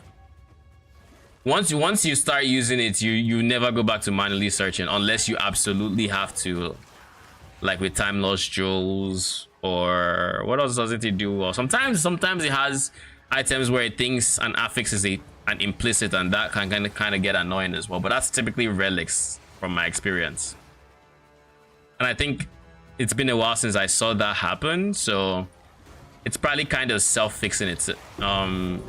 What is this? Or isn't this that shackles of the thing that reflects curses? This is probably the only way to self-curse temp chains in the game that I know of, at least.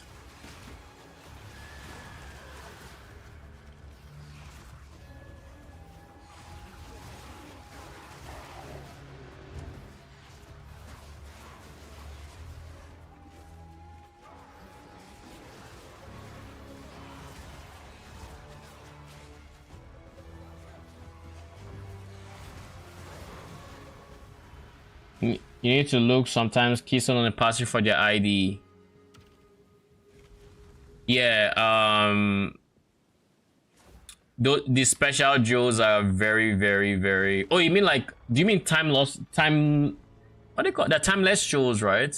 In PoE1, the Legion keys jewels. don't give up so early. Yeah, timeless jewels. I was talking about time lost. Time lost are the ones that say, oh, notables in Radius have +12 spirit, or they have increased effect and stuff like that. But timeless jewels are still in the game as well, though they only changed. I think there are two versions. There are those that change notables, and then there are those that just change keystones, something like that.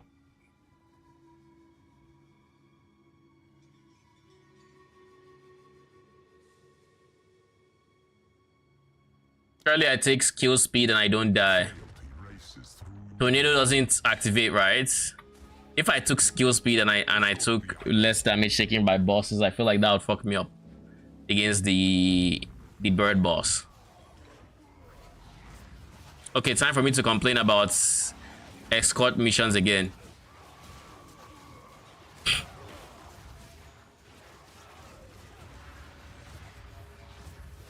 Like in a game that doesn't want you to stand still, this is too freaking slow. And then the fact that there is an animation, like it stops, then it takes like a whole second to start moving again, or a whole second and a half. You know, I wasn't even trying to complain this time. I actually was meaning on the fact that I always complain about it, but like it is so bad. It is so freaking bad.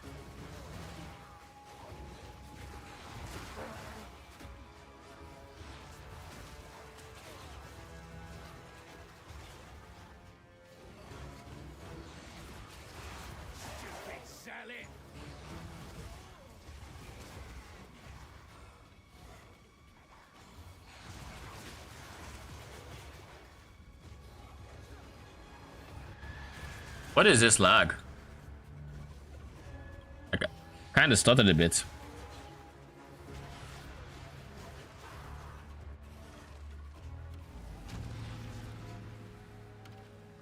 I use one special jewel, lets me put points without fully passing to it. Oh, that's I saw that jewel today.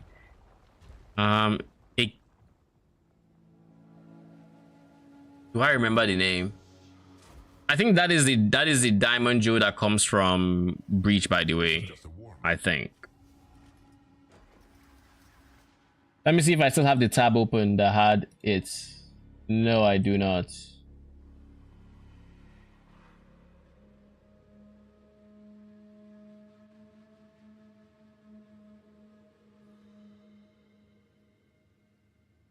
From Nothing, that's the name. We'll do this guy. Amongst the flames. Chimera. Need a sec. I think it's Chimera. I need its piece to have more sets completable. The Val engineered some of the fiercest creatures You're dead. ever exist. The fact that you used the animation instead of flying screwed you over.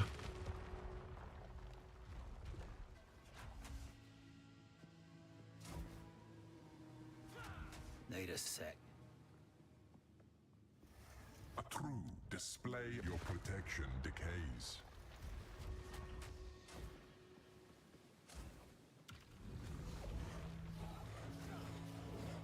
Hold your ground, if you can.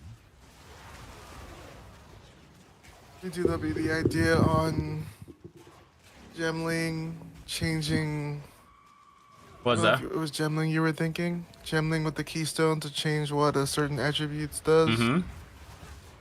Yeah. And it was bugged initially, but now it works. So now instead of 1% increase evasion for intelligence, it'd Are be you 2%. sure it works now?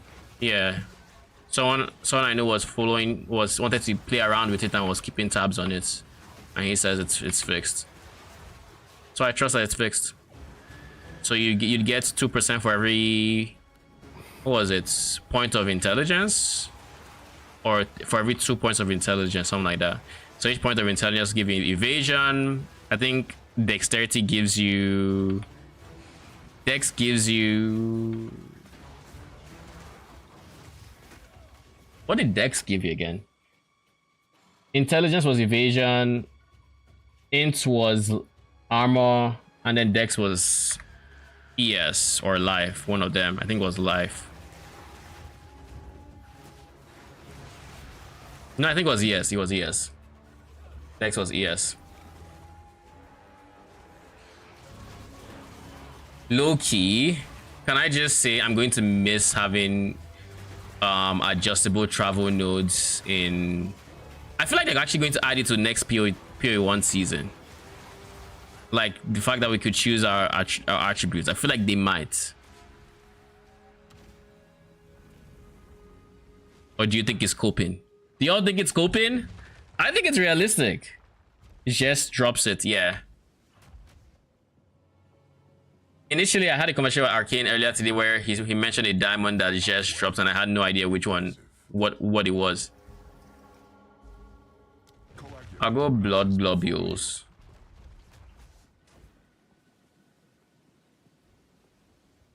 Chaos demands sacrifice.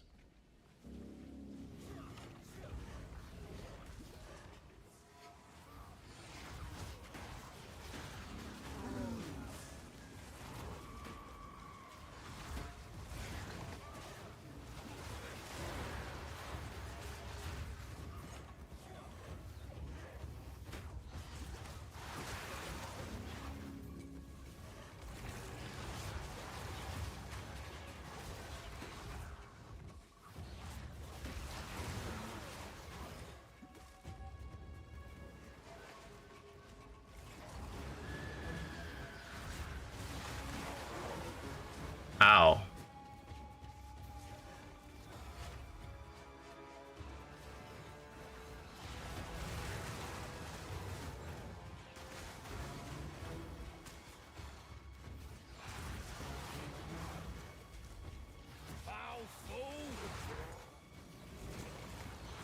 In PoE 1, we recoup. Does recoup get cancelled like leech when your life is full? Do you know? I don't remember. But I don't think so. I think it's just Leech that had Not sure. the whole life thing. It's just Leech with overleech. Yeah, I think so too. I think it was just Leech.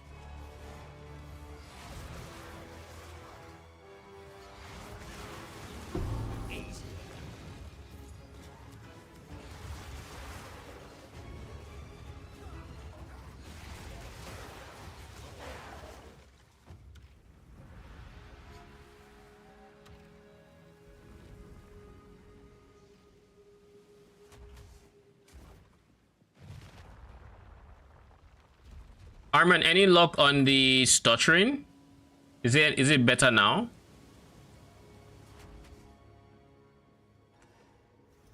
Half completed or half unfed covered you, bleeding and infected. Tell me this isn't the bird. Please don't be the bird. Please don't be the bird. And it's not the bird. Well, it's not the tornado bird. That means the tornado bird is lost, and that means I get the expensive one. Will you prove to be food or fatal?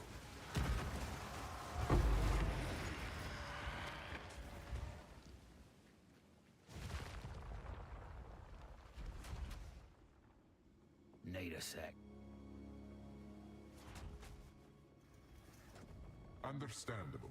If you're a little tired, they strike when you are most exposed. Slay everything.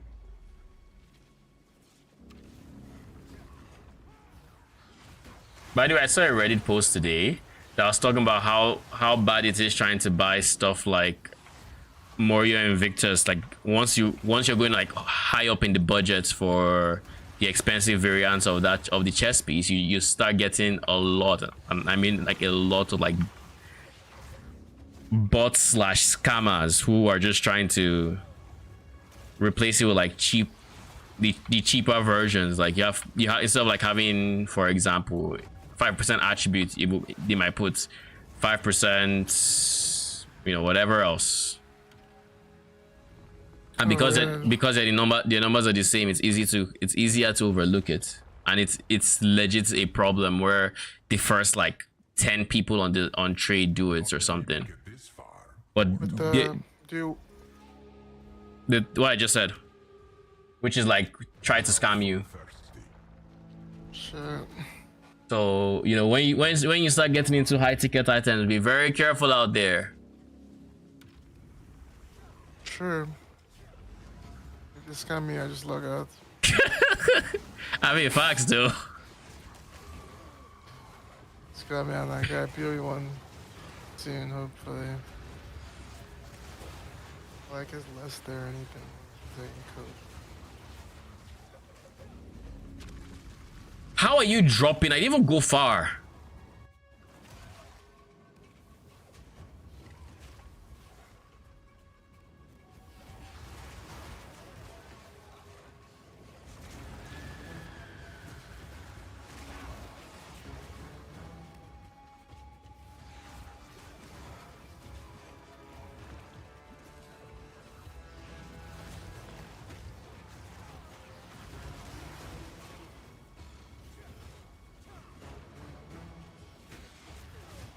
One thing I don't know how I'm going to solve on my next build yet is mana sustain, because it's not a mana stacker, it's just an int stacker. So I have to find a way to sustain mana in a fair, like I need to still stack mana regen because my skills are going to be costing. But then again, I'm also not going mind over matter, so I shouldn't need to invest as heavily. Maybe just my rings into mana regen could be fine.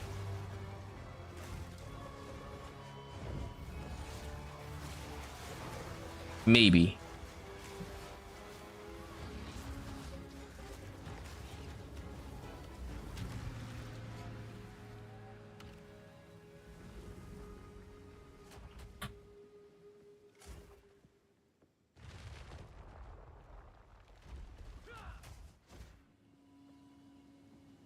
Need a sec. Time for the bird. Surely I blow him up. Worthy of praise. Yeah, sure. I think I just Corruption infects the blood.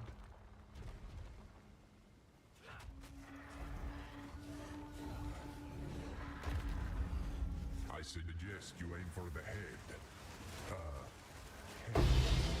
Your vanity will be your downfall.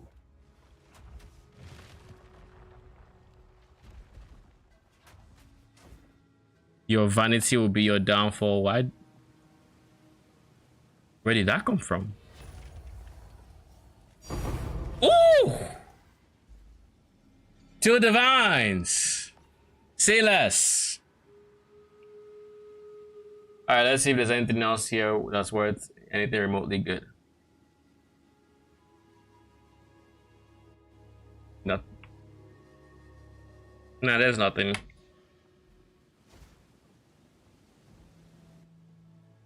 Easy two divines. You know, the ironic thing is, do you remember before PoE2 launched, I was talking about minions, and one of the things I was considering, I mean, was hopefully, well, I was hoping that what's the name of this thing, scepters were considered martial weapons, just so, or like they could use it just so that we could use the spirit's soul core for them.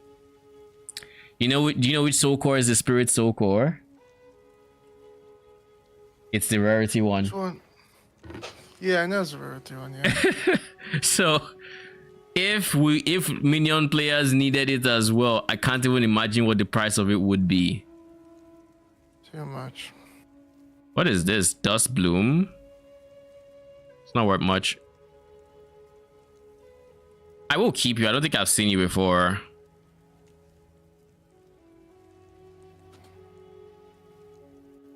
You are not worth much, and I think I already have you. Shackles of the Wretched. Curses you inflict are reflected. That's the one. This is the one. This is like the only way to self curse temp chains, I think, right now.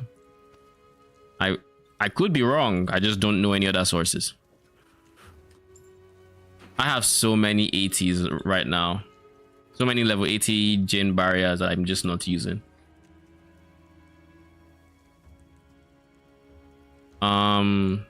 Drop that. This is the rarity one, yeah? Yeah, it is. And TP, and then the other ones. They can go. Surely I just list this because it takes a while to sell. Still two divines, right?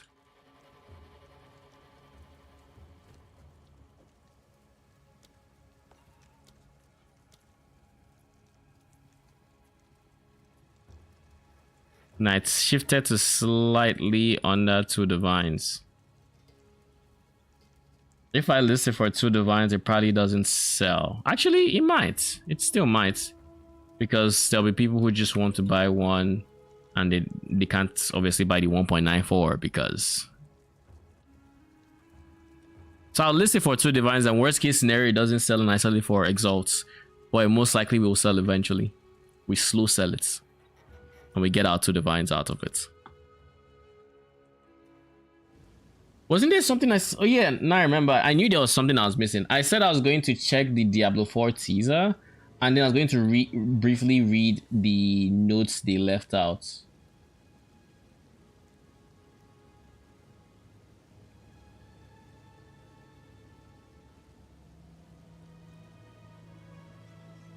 Poison Brute Temporalis Warbringer. That's kind of an interesting combination.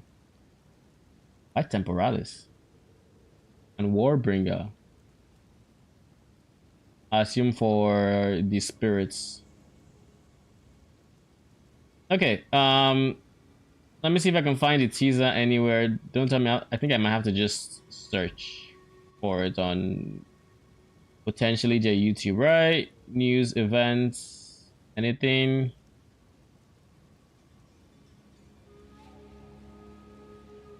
No. All right, let's see. We have this link. But before that,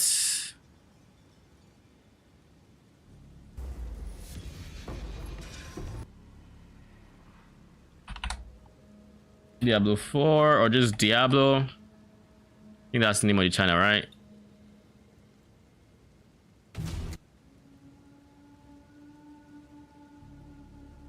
And I assume this is the 7 minutes recap. Let's see. In the season of witchcraft, the tree is missing some of its heads, which, spoilers, is actually a big deal. Someone has stolen heads from the Tree of Whispers, and it is the Wanderer's role to discover the mystery behind who is taking the heads and to what end. As you progress through the storyline, you work with the Coven, and in exchange for your help, they will give you their own powers. And then you can utilize these powers in Season of Witchcraft. If you're not familiar, the Tree of Whispers is this ancient tree with heads. You can come and ask for favors from the tree itself, but it will ask for something in return. Notoriously, no one has been able to get out of their deal with the Tree of Whispers until now. Who is it that's been freeing these heads from the Tree of Whispers? And what are the fugitive... I'll be honest, I don't really care for the story behind the Diablo 4's league mechanics. Like, I tried to care in the first like few seasons, but like eventually it's just like I think it might be because I don't see a correlation or how it ties into the main story at hand, but like it's like I want to see what power I get and I want to play around with it, basically. Heads themselves trying to accomplish now that they're free from the tree. And these stolen heads are scattered all Kind of around cool mob design though. Now that they're Assuming you can actually see the distance between the body and the head. Accomplish now that they're free from the tree. And these stolen heads are scattered all around Sanctuary, causing chaos and spreading strange rot, taking over the bodies of the living. Head rotten are what happens when a head from the Tree of Whispers attempts to graft itself onto an already living creature to reclaim that life. They retain some of the tree's power. Brambles and roots. It's kind of a cool mob design though. They look kind of cool. Out and causing them to essentially have a head detach. And they Wait, what? The tree's power. Brambles and roots grow along the inside of these creatures, bursting out and causing them to essentially have a head detach. And they don't mind sacrificing their living victims in their pursuit to live again. During the course of the season of witchcraft, you're going to work with different What is going on? witches to help solve the mystery of the missing heads. The witches of Hawazar are a coven of witches and chose to serve the Tree of Whispers in exchange for its power. At this point, hatred is spreading all throughout Sanctuary, and for the first time, it's managed to launch an attack at the Tree of Whispers. And though the tree is still standing, it's definitely worse for wear. And the witches that are bound to the tree have to set things right. Investigate, hunt down these heads, and through gathering strength in their witch powers to deal with the encroaching threat, they will be able to uncover what the mystery is. In exchange for Can we see what the powers are? Are offering you their witch powers. And this season, you're going to be able to tap into 3 major categories of witchcraft power. Una has eldritch powers, which are tied to the cycle of life and death. Eldritch powers are the witch's form of dealing damage directly to enemies in the form of fire damage, burning damage, shadow damage. Galena has power over psyche. Did they just pick random elements? What is the synergy between the fire fire burning damage, shadow damage, and was it cold? To enemies in the form of fire damage, burning damage, shadow damage. How is burning damage different from fire damage? It's just fire damage over time. Like even in Diablo, it's just fire damage over time. Anyways. Galena has power over psyche, which is illusion and seeing the unseen. Powers of the mind, will, and soul. And they're the ones that protect you in battle. Growth and decay powers are powers of the swamp. Caden. So they just basically skipped psyche powers because they're defensive and no one cares about them. I mean no one cares about defensive powers, but I'm just saying like they just skipped it like it didn't exist. That protect you in battle. Growth and like that's all they said about it. Just like literally. Power over psyche, which is illusion just this. And seeing the unseen. Powers of the mind, they didn't will, and soul. They haven't said anything about what it is actually until here. They're the ones that protect you in battle. And then move on. Powers are powers of the swamp. Caden deals with the body, disease and poultices. This also this doesn't tell me anything. The growth and decay, like it doesn't tell me anything. Will and soul. and they're the ones that protect you in battle.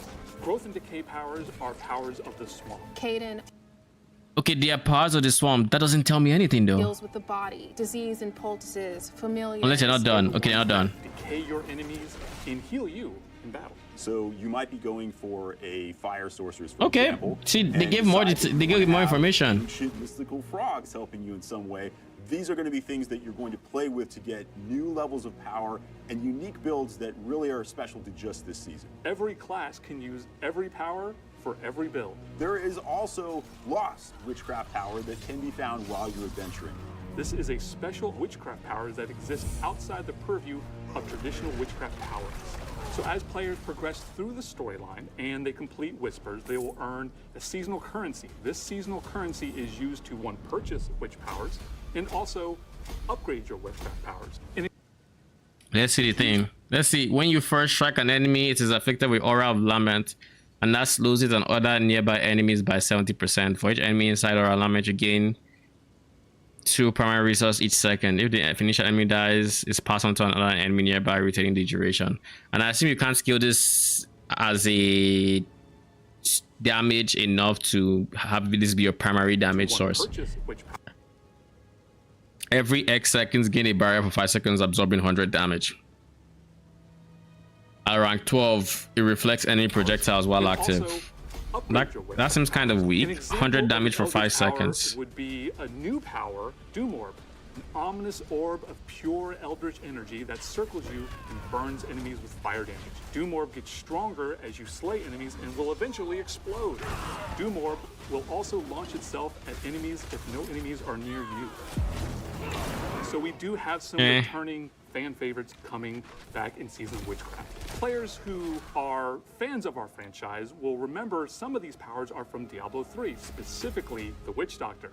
Fire Bats is returning from Diablo 3. Those who have played the Witch Doctor also remember the Hex skill, the Toad of Hugeness. However, it's been reimagined for Diablo 4 and Season of Witchcraft.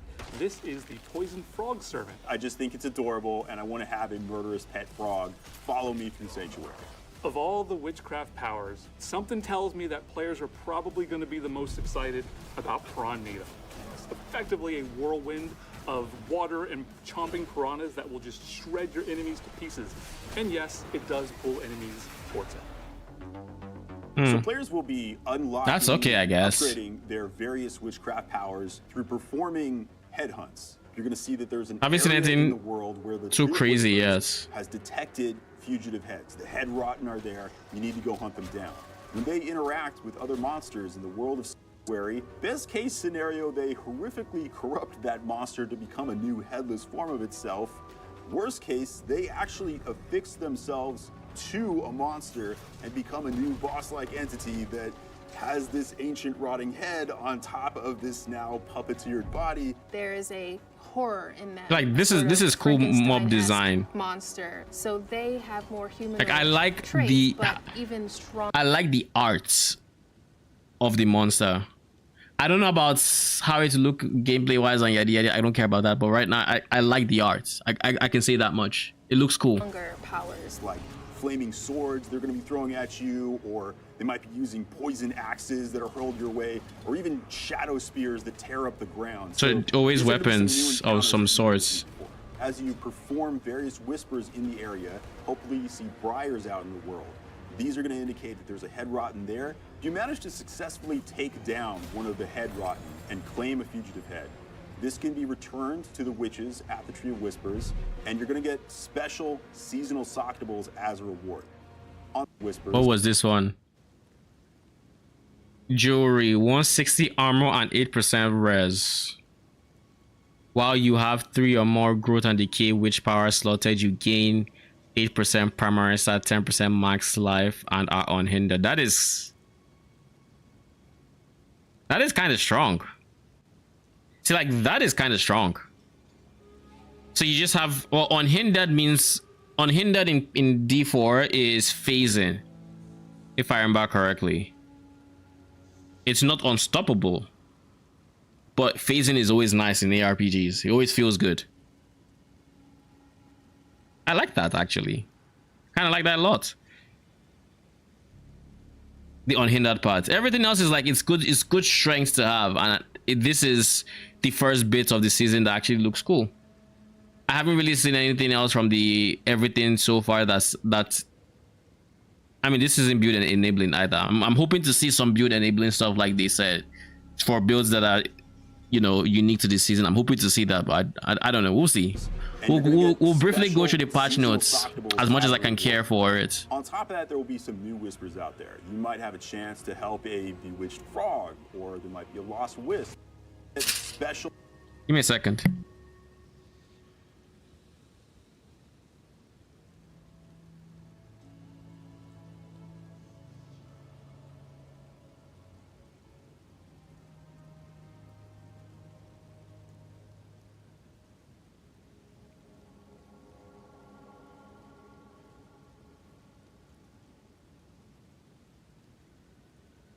All right, I'm back.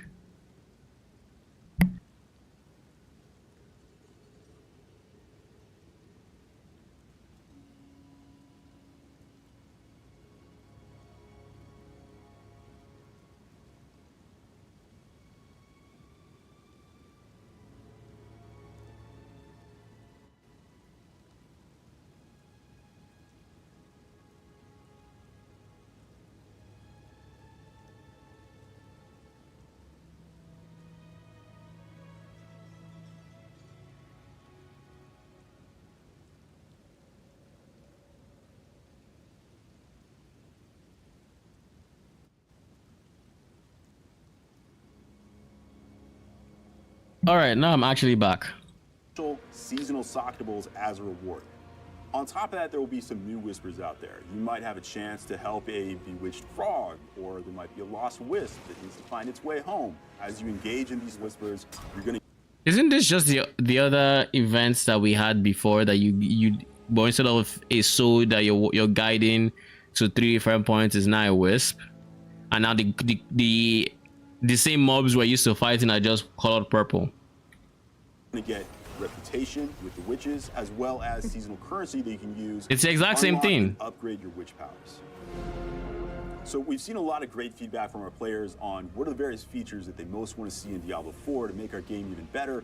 One that's come up quite a few times is an armory. When you save a build in the armory, it's going to take a snapshot of everything currently on your character. Oh, there's finally a build saving thing. Glyphs on those boards and all of your gear. Players will be able to access the armory UI from any. That's kind of nice. You're going to be able to pursue multiple different builds on one class. That one is actually a pretty good feature. I like it. But it's especially fun once you get into the end game. At that point, whenever you find a cool item that, oh man, this is really strong, but not for the build I'm running right now. Oh, but you can still use it. You can still save out separate sets and try to pursue getting really powerful setups of very different versions of strong. But wait, so does this mean you can now respec into multiple builds? Like you can have multiple builds set up saved and switch between them at not for the build I'm running right now. Oh, but you can still use it. You can still save out separate sets and try to pursue getting really powerful setups of very different versions of your class at the same time. I am excited of what it could feel like to constantly be swapping between these different builds and seeing which one is the most powerful. I'm excited for people. That sounds interesting. That actually sounds interesting. To just immerse themselves in the season. Me personally. Is this? I'm excited for people to just immerse themselves. Is that my browser or is that the video that is tearing? Seeing which one is the most powerful. I'm excited for people to just. It's exactly the same spot. So I want to believe it's the going to be running a companion druid build video. Power to have a giant werewolf army. Hell yes. Hey, what? Build with the grow power to have a giant werewolf army. Hell yes. We have a quest line that is different and emotionally gut-wrenching. New witch powers, fugitive. By the way, the wolves here look bigger than they typically are in D4. So I don't know if there's already a power affecting them, but they look much bigger than the wolves were. They look cooler now. They look like they have more presence. I like the new design. Power to have a giant werewolf army. Gut-wrenching. New witch powers, fugitive heads, new whispers. Really interesting bosses that have unique attack patterns. Uniques legendaries, and new runes for Vessel of Hatred players. There's a lot to try out here, some builds that have never been present before. I'm excited to see what players do with it. January 21st. That is in, oh, it's literally in 6 days. So next week when?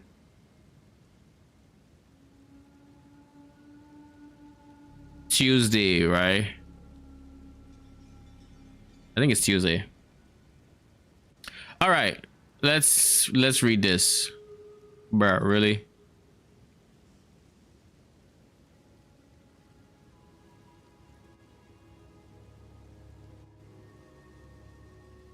Why do I need to verify? Make it make sense. Oh, I'm not logged in. Why am I not logged in? Just give me a second. Lol. I literally just clicked the login button and it logged me in. So then the question is, why did I need to click the login button? Why was I not already logged in? I didn't need to use any saved anything, nothing. It's just, anyways, Tree of Whispers most probably position missing, yada yada, blah blah blah blah blah. Let's see this picture. It doesn't have any, so this is not really patch notes, it's just the TLDR. All right. With defensive powers of minus to create visions, focus your attacks, and include induce madness in your enemies.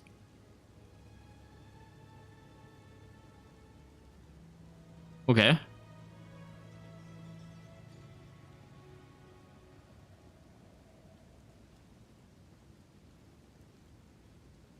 So you have some sort of system you can upgrade.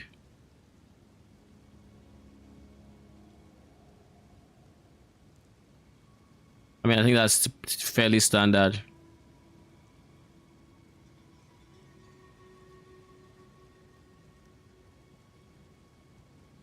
It might be nice if the fire bats are an eldritch power. That might be nice. A deadly swarm of fire bats swarms every 3 seconds, inflicting 20% total fire damage over one attack. At higher rank, enemies are stunned for check after being hit 5 times by a fire bat 7s. Okay, cool. Every 250 resource spent, release an explosion dealing shadow damage. Each explosion within this increases the size and damage by 130, stacking up to 3 times. The third explosion pulls enemies towards you before detonating. Okay. Release a wave of woe when damaging an enemy with your skills. Wave of woe deals this damage, shadow damage, and echoes this damage to all nearby enemies. Same type. Damage is what do you mean of the same type? Damage is increased by this each time it is echoed and guaranteed to echo at least 5 times. Against head rotten. Extends to all monsters. Apply vulnerable to enemies for X seconds. Damage from Psyche, and this will also apply vulnerable at half the duration. Okay. So easy source of vulnerable. Hex of Flames. Hex of Flames deals additional damage. Each time you deal damage to the enemy, Hex of Flames explodes, dealing damage to all nearby enemies when you land the crit strike. These are all eldritch powers. Psyche. For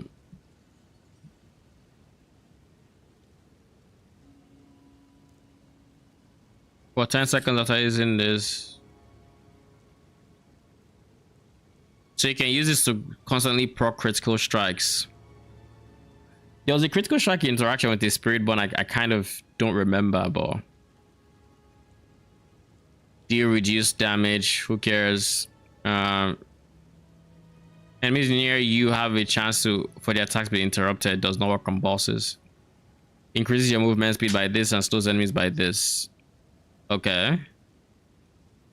I mean, okay, I don't know. This is okay, I guess. When you first strike an enemy, it is afflicted with this that slows it. I think we saw this one already. You gain this primary so the enemy dies passed on to nearby enemies. Only one is afflicted at a time and it occurs every 30 seconds, which means if there's none in range, you just have to wait 30 seconds plus for... Could be good, could be meh. Every 90 seconds, Venerable Spirit Servant appears for X seconds while active. All damage taken is instead taken by the spirit. This deals a lot more damage. When their life is fully depleted, it rushes towards up to 8 enemies, dealing 2000 shadow damage. I like anything that sounds like a minion, but this seems like a very hard to scale minion at best. Every X seconds gain a barrier. Who cares about that? And then Growth and Decay has a Poison Frog 7. I'm glad this isn't tied to a class, because it sounded like it was tied to a class in the video.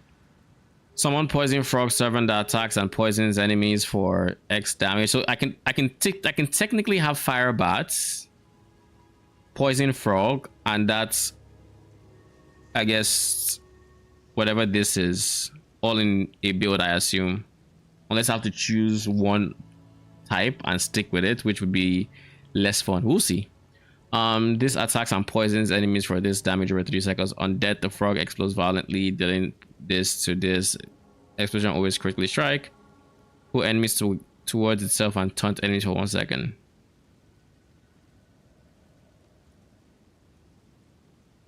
Is this on death, or is it like just, or does it have a cooldown?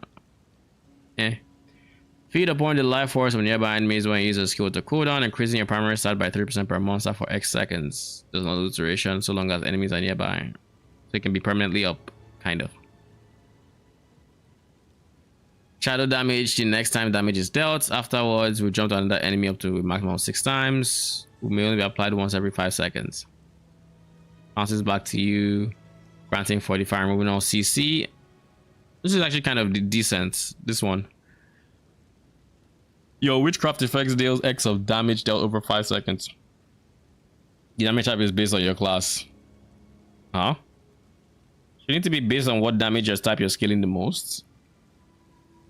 This will probably cause friction if this ends up being a decent amount of damage. When your dot effects exceed 85% of total target's total life, they immediately die.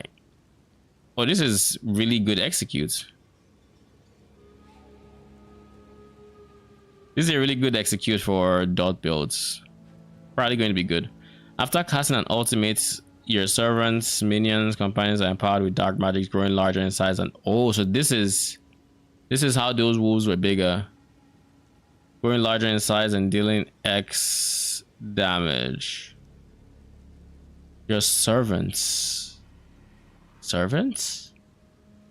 Is this servants from the expansion, or what is this? This is new. I haven't seen this term before in the D4.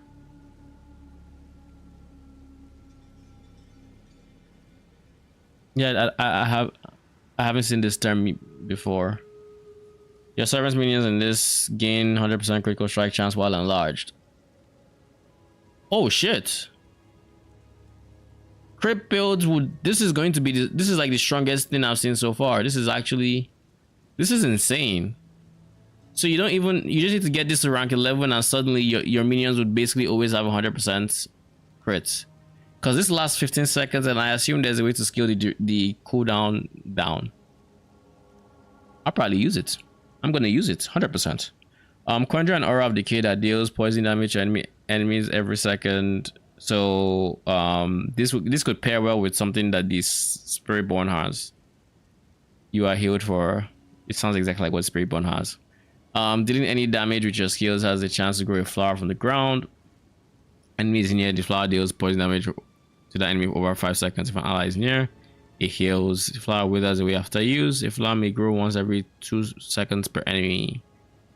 The damage and healing effects of all enemies or allies near the flower. Ooh. Dealing damage or applying a CC effect any of your this increases your attack speed. Attacking once per unique witchcraft effects. Witchcraft effects are Eldritch, Psyche, and Growth. And also, so it's a class. So if you can get all 3, this is a decent one for you. While bonuses from this are active at once. Hex specialization increases the potency of your hex skills. Increases critical strike chance by 10% against enemies afflicted by your hex effects. Aura specialization. The size of your aura effects are increased by X. Increase CSD against enemies inside your aura effects. What aura effects? When an enemy is afflicted by both hex and aura, a Pyranido. What the name? Is someone pulling me through then go over 20 seconds, move itself towards enemies, yada yada yada. Okay. Those are the seasonal powers, I assume. I don't know that there's going to be more. Oh, these are the gems that we saw. Your non-unique Eldritch Rich powers gain potency. Eldritch, Psyche, Growth, and Decay, they all gain potency. Why does this one gain even more potency than the others? You deal more overpowered damage to Hex. Your skills deal more damage to Hex enemies. Gain move speed and crit chance. So this is just free move speed if you need it. I think people might lean towards Eldritch because of it. But the one I saw, the Grow one, was, what was it again? Grow is under Growth and Decay. So I'm guaranteed to have at least one Growth and Decay. Guaranteed to have that. Everyone in the next core skill you cast gains the Eldritch tag. This is probably decent for build making. Your unique witchcraft powers deal more damage. While you have an aura, your ultimates gain each grimoire tag and deal 10% more damage. 3 or more this slotted, your disc gain cooldown reduction. So Necromancer, Blood Mists, Infinite Mist, or whatever they used to call it, would like this. While you have 3 or more Psyche witch powers slotted, gain control duration and lucky hit chance. Okay, that's whatever. While you have 3 or more Growth and Decay, you generate 30% more barrier, more fortify, and you have more thorns. Okay. Just your summons deal more direct damage to Hex enemies. Alright, deal dots faster. But this is kind of cool. This is kind of nice. While you have a witch power with the summon tag slotted, if you take fatal damage, instead prevent that damage, then gain a barrier cost 100% of your maximum life and disable your witchcraft powers with the summon tag for 6 seconds. This is kind of strong. Once every 75 seconds, but it's basically a second life. Every 75 seconds. This is hardcore players rejoice. That's kind of nuts. This is the one we saw. A lot of primary start life and unhindered. Gain damage reduction and max res to all elements. They take increased damage from you while you have an arrow pool nearby enemies every this seconds. And then new aspects and uniques. Barbarian. Amount the ancient damage for 5 seconds after an earthquake explode.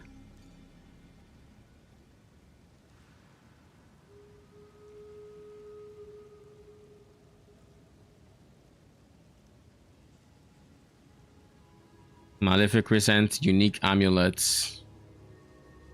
The value of your lupine ferocity consecutive is increased against enemies when consecutively critically striking. Casting Hurricane also spawns a small hurricane on your wolves for 8 seconds. These hurricanes deal damage for each active wolf.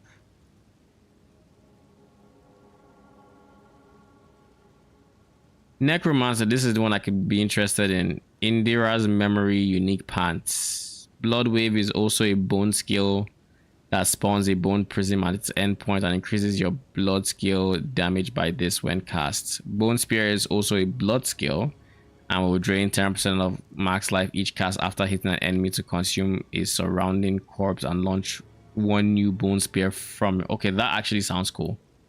The Bone Spear one sounds very cool. So Bone Spear becomes a blood skill. It will drain 10% max life each cast after hitting an enemy. And then it consumes a surrounding corpse to launch a new Bone Spear from it, which I assume would then be able to eat a corpse. And then you can also have minions throwing Bone Spears. Could you, maybe... Is there a universe where you just speedrun your life pretty much because you're throwing so many Bone Spears?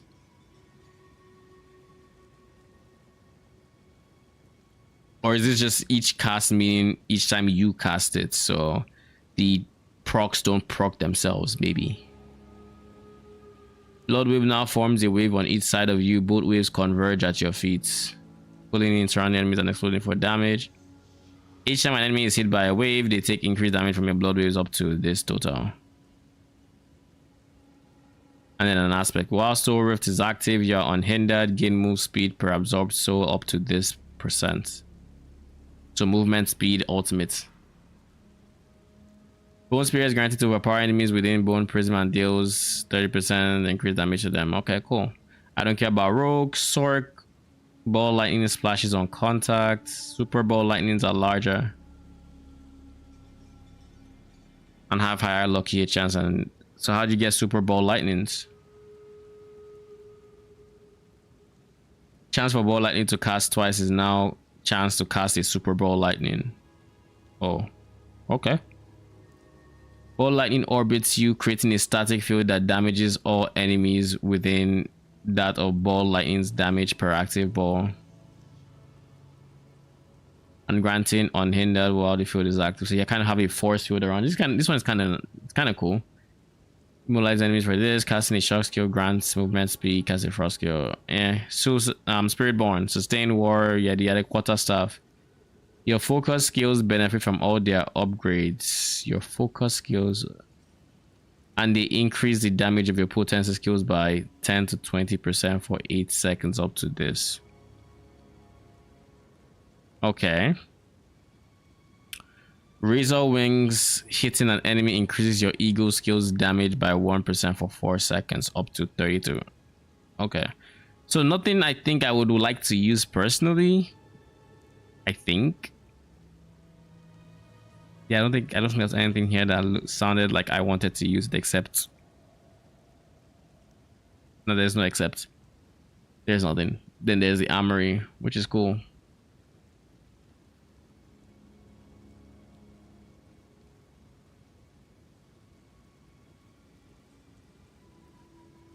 Maintain at least one active summon for 5 seconds, gaining offering for each up to 6 summons.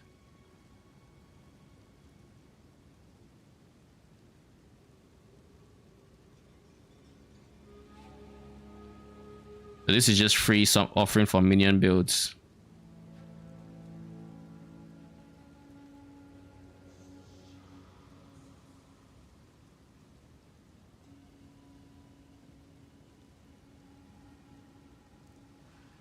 Spawns more lightning bolts. Druid lightning bolts. Yeah. I think that's about it. Yeah, that's about it. Then there's the stream tomorrow. I don't think I'm going live for the stream. I'll probably watch it after the fact, like during my regular stream time, and react to that. Maybe I'll do that. Maybe I just wouldn't care. I don't know. We'll have to see. It depends on how I feel, though. Depends on how I feel. All right. So that took a bit of time. I need to drink water, but before we do, it's smart to put off drinking water to run an ultimatum. Probably not. Probably not the wisest idea I've had in a bit.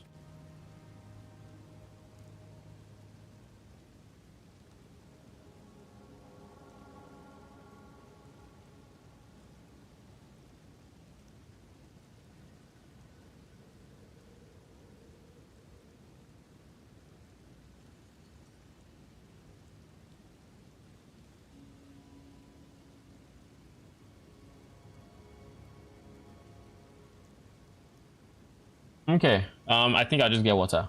Give me a second.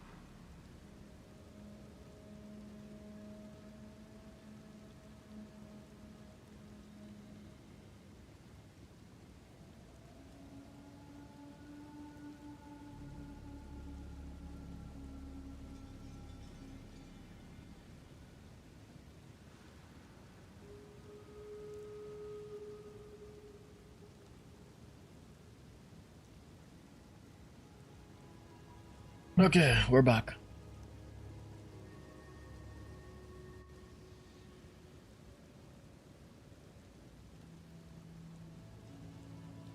I ended up getting a snack.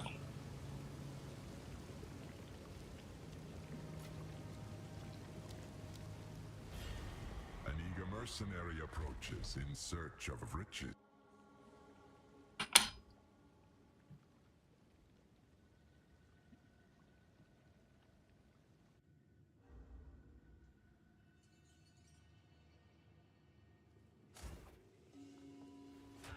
Two wins is barely a reputable streak. Your thirst will never be quenched. Your challenge awaits. Prove yourself.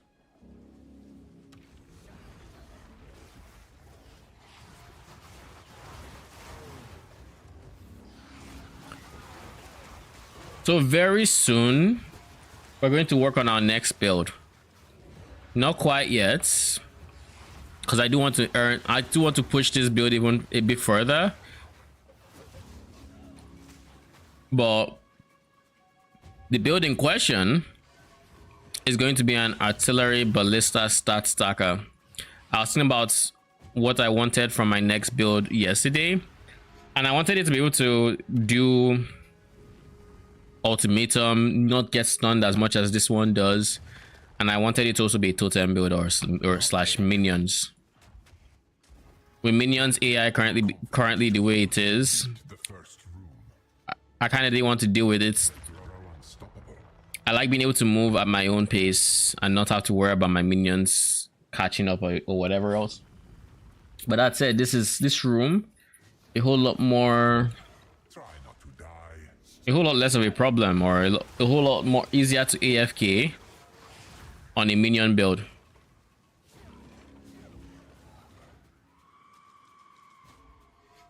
I mean, to be fair, same thing with a regular ballista build that is not dark effigy totems, which is kind of part of the reason why I want the new character, because those the ballistas target themselves, so I don't need to use spells as often as them. I just summon them, then they start shooting themselves when things get close and yada yada. I do hope they have decent range. I don't know what their range actually looks like, but we'll probably try cooking up a planner tomorrow. That's probably what we're gonna do. We'll cook up a temporary skill tree, and then we might start leveling up the character. It's going to be a Gemling, so in theory I could just respec this guy, but like I don't want to. I genuinely don't want to. The reason I don't want to is because I like each character having its own journey to go through, and this character went through its own journey. This build went through its own journey. I went from 0 to hero, yada yada. It feels good.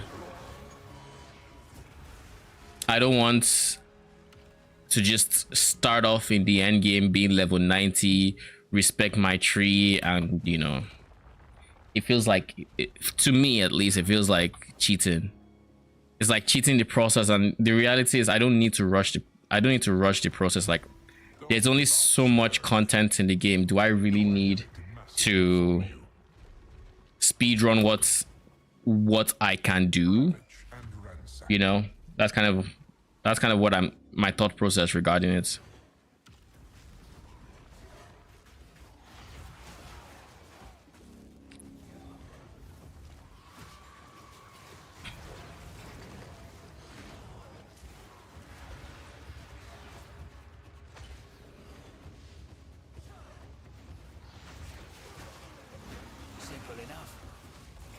I wonder, and I should probably test this out, if using a crossbow to summon ballista means that, and I suspect it does, but does using a crossbow for ballista mean you can't swap to an offhand set that doesn't have a crossbow? Because I think you should be able to.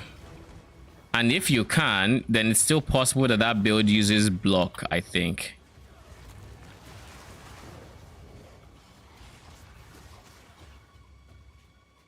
Bro, can you click?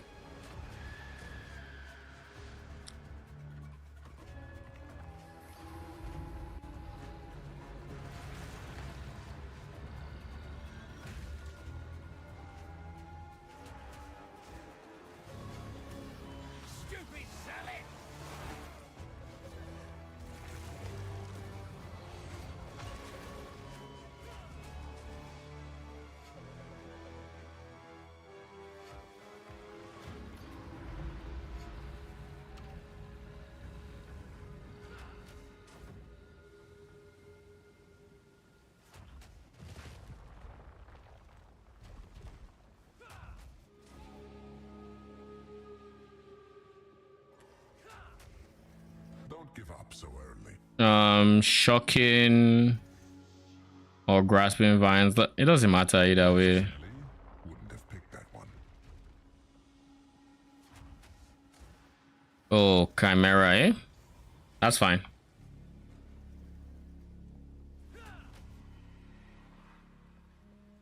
Need more time. The Val engineered some of the fiercest creatures to ever exist.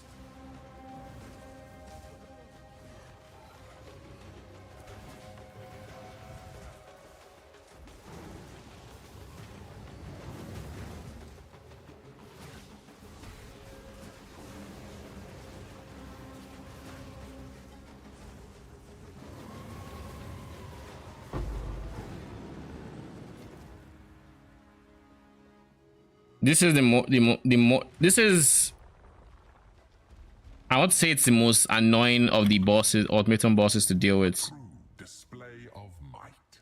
The flora overwhelms.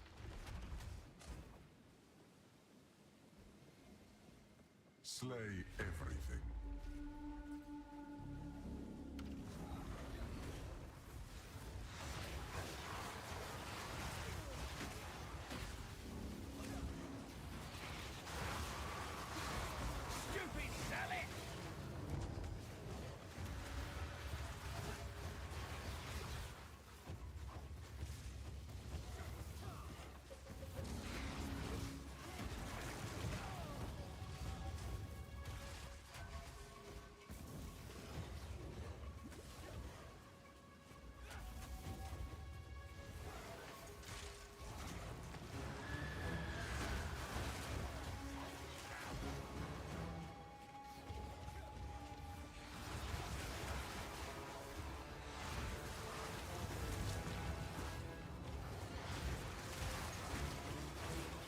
Down.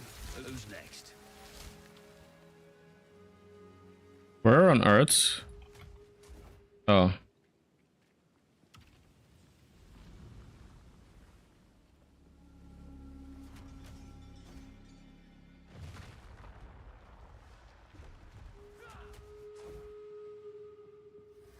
What? Expecting praise? Let's do Stormcaller. Descends.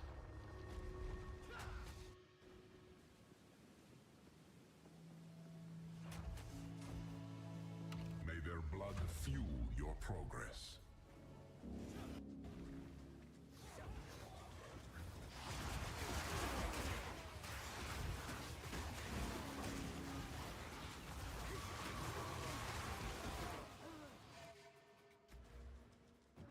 Flame Wall I want to use with the second set.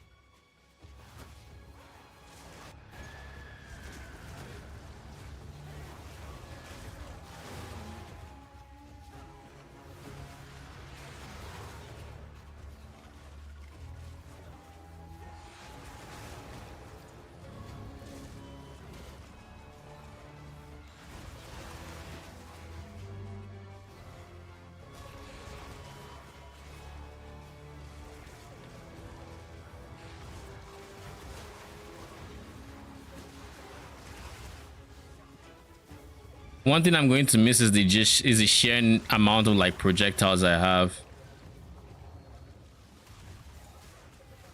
I think that is the one underrated part of Dark Effigy.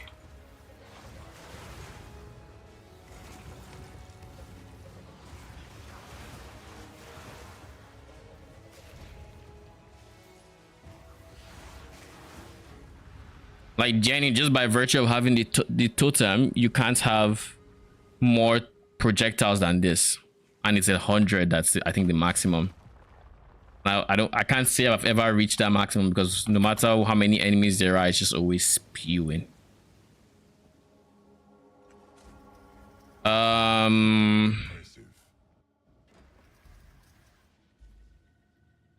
Does it matter either way? Let's do globule. Let's do shade. Let's do shade.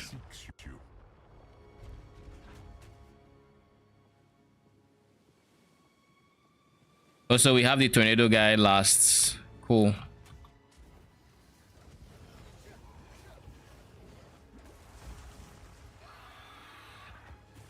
A bird will do anything to feed its young. Ooh, better than coin.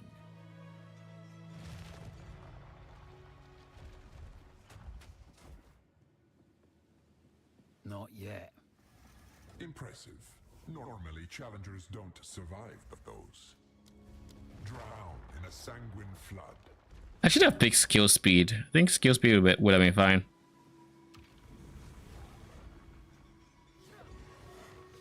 Don't die. Instead of now having to just be active.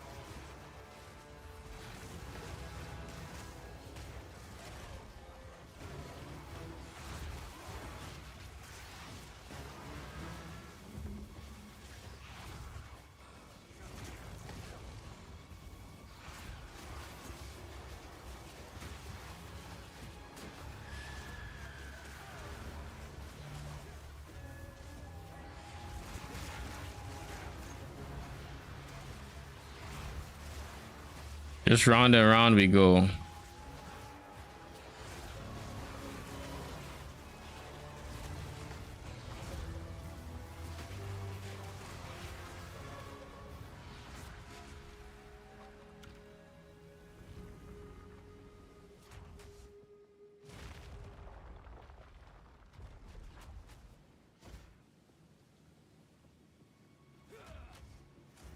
Don't expect the next round to be that easy. I'll take minus res. Suffer the elements. Escort the idol.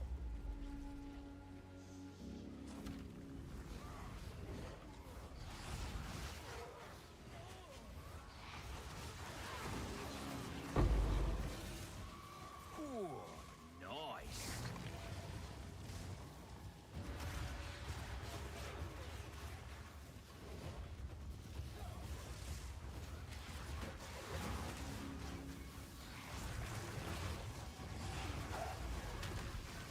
Bruh.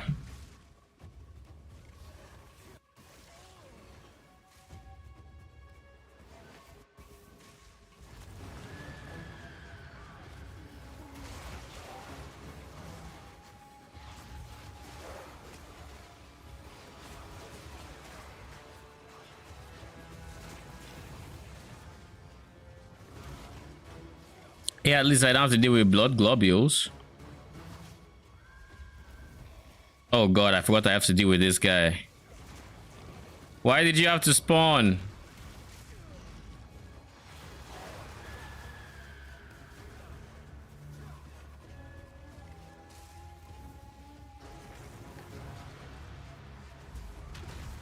would you drop?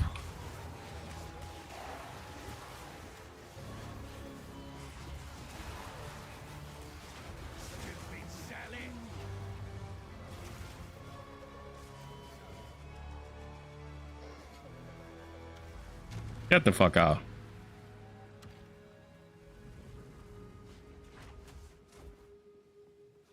Now, time for the final boss.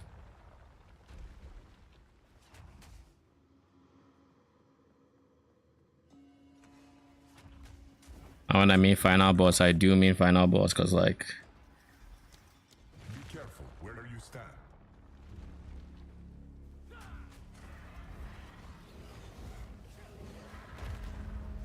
Chaos will bring you to your end. Nope. Your inevitable downfall.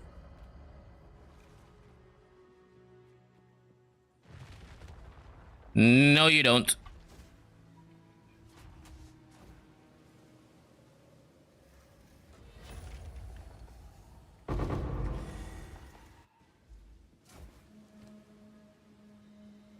Okay.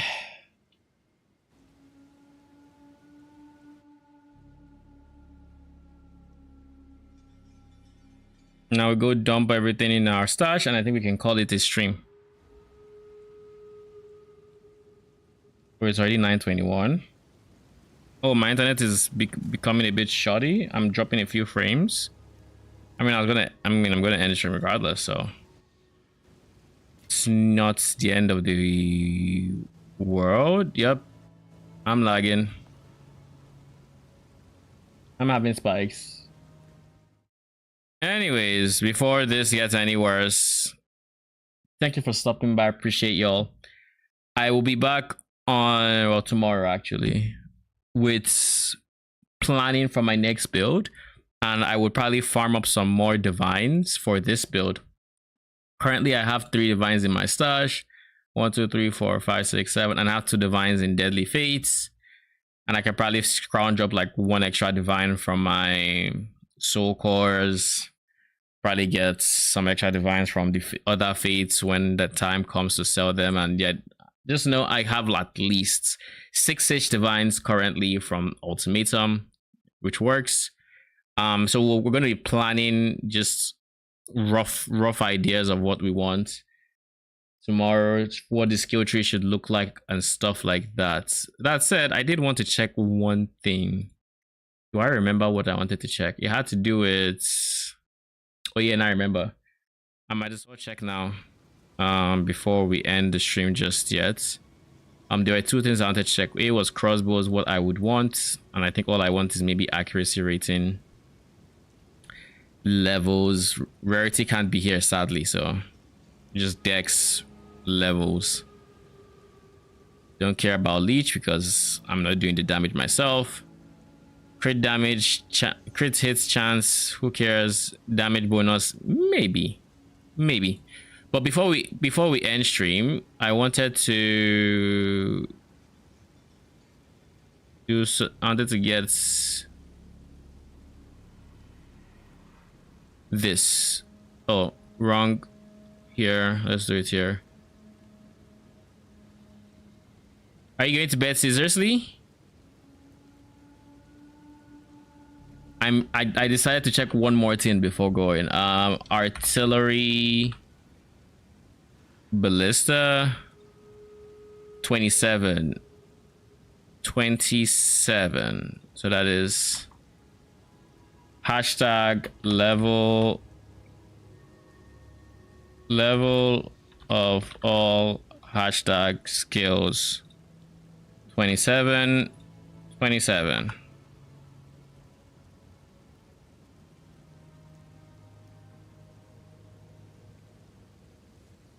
Mana Tempest, Volcanic Fissure. Tell me artillery ballista is at least affordable.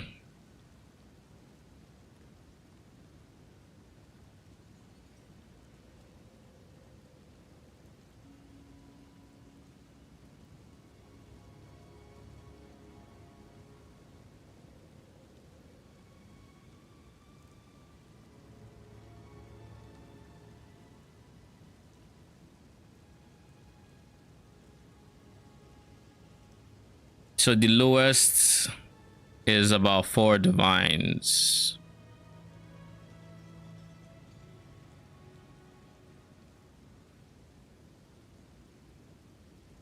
Okay. Okay. All right. So now we know how much to expect from this. It's more expensive than I expected it to be, but yeah, it's fine.